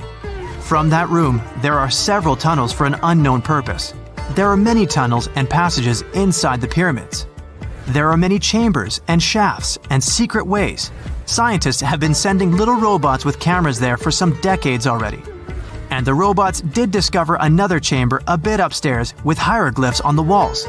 But even today, much of the pyramids is still unknown, and there's no so-called building plan of the pyramids. Egyptians did create a mystery no one can crack for 4,500 years already. Scientists recently started to X-ray the pyramid to learn what's inside it without entering it and its narrow, mysterious tunnels. For more than 3,000 years, the gold mask of Pharaoh Tutankhamun stayed hidden in the Valley of the Kings. This artifact, which stands about 21 inches tall, shows how skilled and artistic the ancient Egyptians were. But nobody expected that X-rays would reveal its biggest secret. King Tut was the last ruler of his family during the 18th dynasty. He took the throne at just 9 years old, but ruled for only 10 years before he passed away unexpectedly. If we're being honest, back in ancient Egypt, he was mostly forgotten by the rulers who came after him. His tomb wasn't a big deal for them, so much so that even the grave robbers forgot about him. It might sound a bit sad, but the truth is that it was actually great news for us. Since his tomb was practically forgotten, it ended up being perfectly preserved. While the other tombs in the Valley of the Kings were looted, his remained sealed and untouched. So, when it was discovered back in 1922, it had over 5,000 precious objects inside. That made Tutankhamun basically an instant celebrity and one of the best-known pharaohs nowadays. Among the treasures was the most stunning piece, his golden mask. This mask is said to be an exact image of the king's face, or at least it was supposed to be, but we'll get to that later. The purpose of this accurate representation of his face was to make sure that his soul would recognize him in the afterlife and return to his mummified body. In ancient Egyptian beliefs, this would allow him to continue living in the afterlife. The details of the mask clearly looked incredibly difficult to create, but people didn't realize how complex it truly was until many years later. The first X-rays of the mask were taken in 1967. Back then, the main reason for these scans was practical – conservation. The mask was heading to Paris for an exhibition, and it was the first time it had ever left Paris. This would help them keep track of any changes during the exhibit. Plus, the images could give clues about how the mask was made.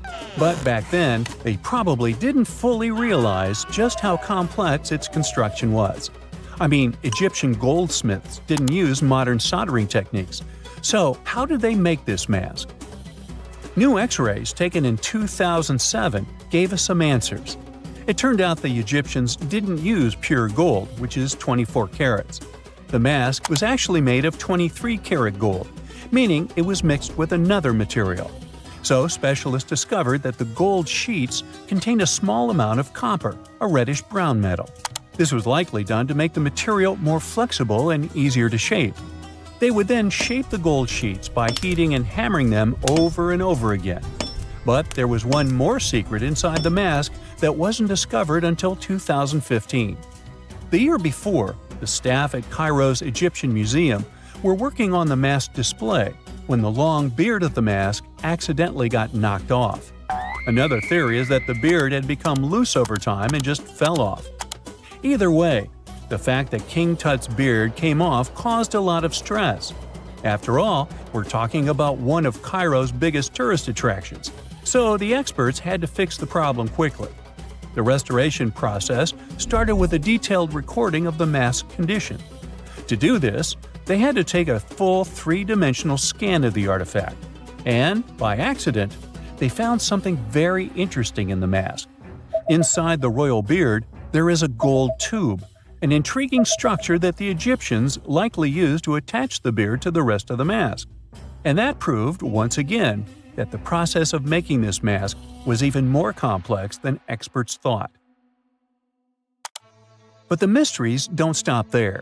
Remember how we mentioned that the mask was thought to perfectly represent King Tutankhamun's face? Well, that might not be entirely true. Some popular theories suggest the mask was never meant for him and was actually made for someone else. A study published in 2015 suggested the mask was originally made for a female pharaoh, his supposed stepmother, the famous and beautiful Egyptian queen Nefertiti. The biggest clue comes from an inscription on the mask. At first glance, it seemed to belong to Tutankhamun. But after a close examination, researchers noted that something else was actually written underneath King Tut's name.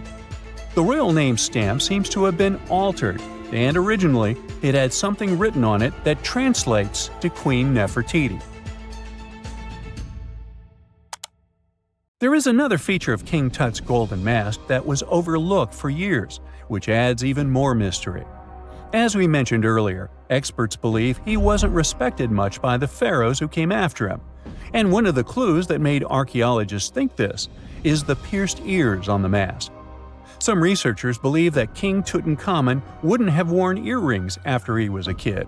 So, according to their theory, by the time he passed away at 18, he shouldn't have been represented with pierced ears.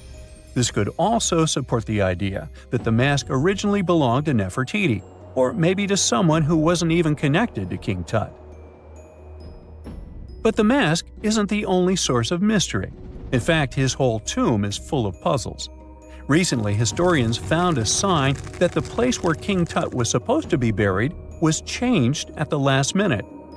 For years, experts wonder why a pharaoh who ruled for 9 years ended up in such a simple tomb. When compared to the grandeur of other pharaohs' tombs, his tomb seemed, well, a bit plain.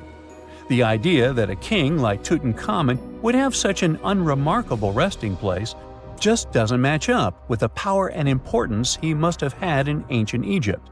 So, what happened? Well, apparently, this might have something to do with his successor, Pharaoh I. After King Tutankhamun passed away, researchers believe that I made sure to erase him from Egypt's history. So, one theory suggests that he was probably behind the quick decision to place King Tut's body in a smaller, less impressive tomb. When experts looked at I's own tomb, they found something interesting. There is a large wall covered in painted baboons. This is the same type of artwork found in Tutankhamun's tomb. It seems like the same person might have chosen the artwork for both tombs. Now, the design and decoration of the two tombs are almost identical, suggesting there was a shared hand behind both. But there is one key difference. I's tomb is fit for a king.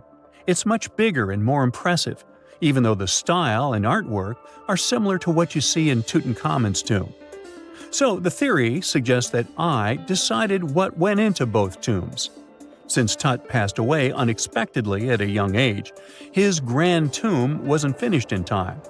Normally, pharaohs start building their tombs while they're still alive to make sure everything is perfect. But Tut passed away when he was just 18, so there wasn't enough time. I may have taken advantage of the situation, ordering a smaller tomb for Tut and keeping a larger one for himself.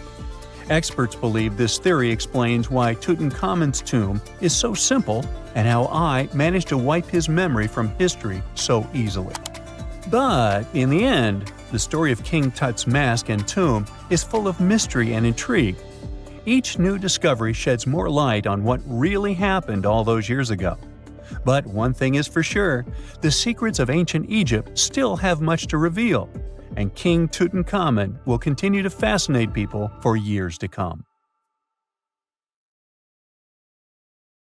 No man shall ever find my tomb. That's what, according to rumors, Cleopatra once said. Rumor has it really wasn't about the gender. She wanted no living soul to disturb her, and I think she meant that no human would ever discover the location of her grave. But, surprisingly, it was indeed a woman who was closer than anyone before to finally discovering the Queen's resting place. Meet Kathleen Martinez Berry, a criminal lawyer turned archaeologist. She got so intrigued with Cleopatra's story that she packed her bags and went to Egypt with no official support and even no permission from the authorities. All she had was pure determination to find the Queen's tomb. Now, you could say Kathleen had always been ahead of the game. She skipped grades in school, mastered piano, chess, swimming, and martial arts, and grew up listening to top intellectuals debating in her home. And she even got her law degree at just 19, and archaeology was her side passion. She had never actually been to Egypt, never dug up a single artifact. But her fascination with Cleopatra went all the way back to an argument with her father in 1990. That day, she walked into his library looking for a copy of Antony and Cleopatra by Shakespeare. Her dad, Fausto Martinez, a professor and legal expert, casually called Cleopatra a seductress. Kathleen wasn't having it. She fired back, arguing that history had been totally unfair to Cleopatra. The Romans, she said, wanted to destroy her reputation, and for centuries, people had just believed their version of the story. The debate went on for hours, and in the end, her father admitted maybe he had judged Cleopatra too harshly. That conversation changed everything for Kathleen. From that day on, she read every ancient text she could find, especially Plutarch's account of Cleopatra and Mark Antony. The more she learned, the more convinced she became that Cleopatra wasn't just some queen who fell for the wrong guy. She was a genius, playing a dangerous political game to keep Egypt independent. And the more she read, the more she started thinking, what if everyone had been looking for Cleopatra's tomb in the wrong place? That thought stuck with her. When she was caring for her second child, she earned a master's in archaeology. Multitasking. That reignited an obsession that would take over her life, uncovering the truth about Cleopatra. Even though most experts believe that Cleopatra's tomb, along with the final resting place of 13 other Ptolemaic rulers, lies somewhere beneath modern-day Alexandria, Dr. Martinez has a different idea. She believes Cleopatra was buried at Taposiris Magna, an ancient temple dedicated to Osiris, the Egyptian deity of the afterlife. But she still needed an ancient foundation plate. These plates, about the size of a smartphone, were placed beneath important temple structures and often contained inscriptions explaining when and why the temple was built. If she could find a plate that confirmed the temple was dedicated to Isis, Cleopatra's patron deity, she'd have solid proof that this was the right place to look. Nothing could deter Martinez. She excavated the entire temple site, digging deeper than anyone before her. Her team found coins with Cleopatra's name and face stamped on them. It meant Cleopatra had a direct connection to this site. Then, they uncovered something even more interesting: a tunnel used to bring water to people, leading straight from the temple into the Mediterranean Sea. So, if parts of the temple had already sunken into the water, could Cleopatra's tomb be down there too? Martinez needed proof to convince Egyptian authorities to let her search underwater. And, against all odds, she found the missing foundation plate. On it, the pharaoh offered a large area of Nubia to deity Isis. That was it, the confirmation she needed. The temple was indeed dedicated to Isis, proving her theory wasn't just speculation. If one temple was on land, Martinez suspected the second temple, possibly Cleopatra's tomb, had collapsed into the sea. She needed help from experts in underwater archaeology, so she reached out to Robert Ballard, the guy who discovered the Titanic. With support from the Egyptian authorities, she and her team began exploring the waters off the coast of Alexandria. And what they found was mind-blowing. Underwater, they discovered massive stone structures, some standing 6 to 10 feet tall, right where the coastline would have been thousands of years ago. They also found basalt blocks, the same material used in the statues from the first temple. That meant one thing: those weren't just random rocks. They were the remains of a lost city, buried beneath the sea for centuries. Now, we can only wait and see whether Martinez and her team will be able to unravel one of the greatest mysteries of the past left by the outstanding woman that was Cleopatra. Here's some backstory. After her father, Ptolemy VII, passed away, Egypt's throne went to both Ptolemy VIII and Cleopatra, or so it seemed. Cleopatra, just 18 at the time, allegedly married her 10-year-old brother. Yeah, ancient royalty had some different customs, though there's no solid proof of that. But sibling love didn't last long. Young Ptolemy decided he wanted all the power for himself and tried to push Cleopatra out. Forced to flee the country, she didn't just sit around feeling sorry for herself. She raised an army, ready to march back and take what was hers. That's how, at 21, she was already in the Sinai Desert, leading an army and planning her return to the throne.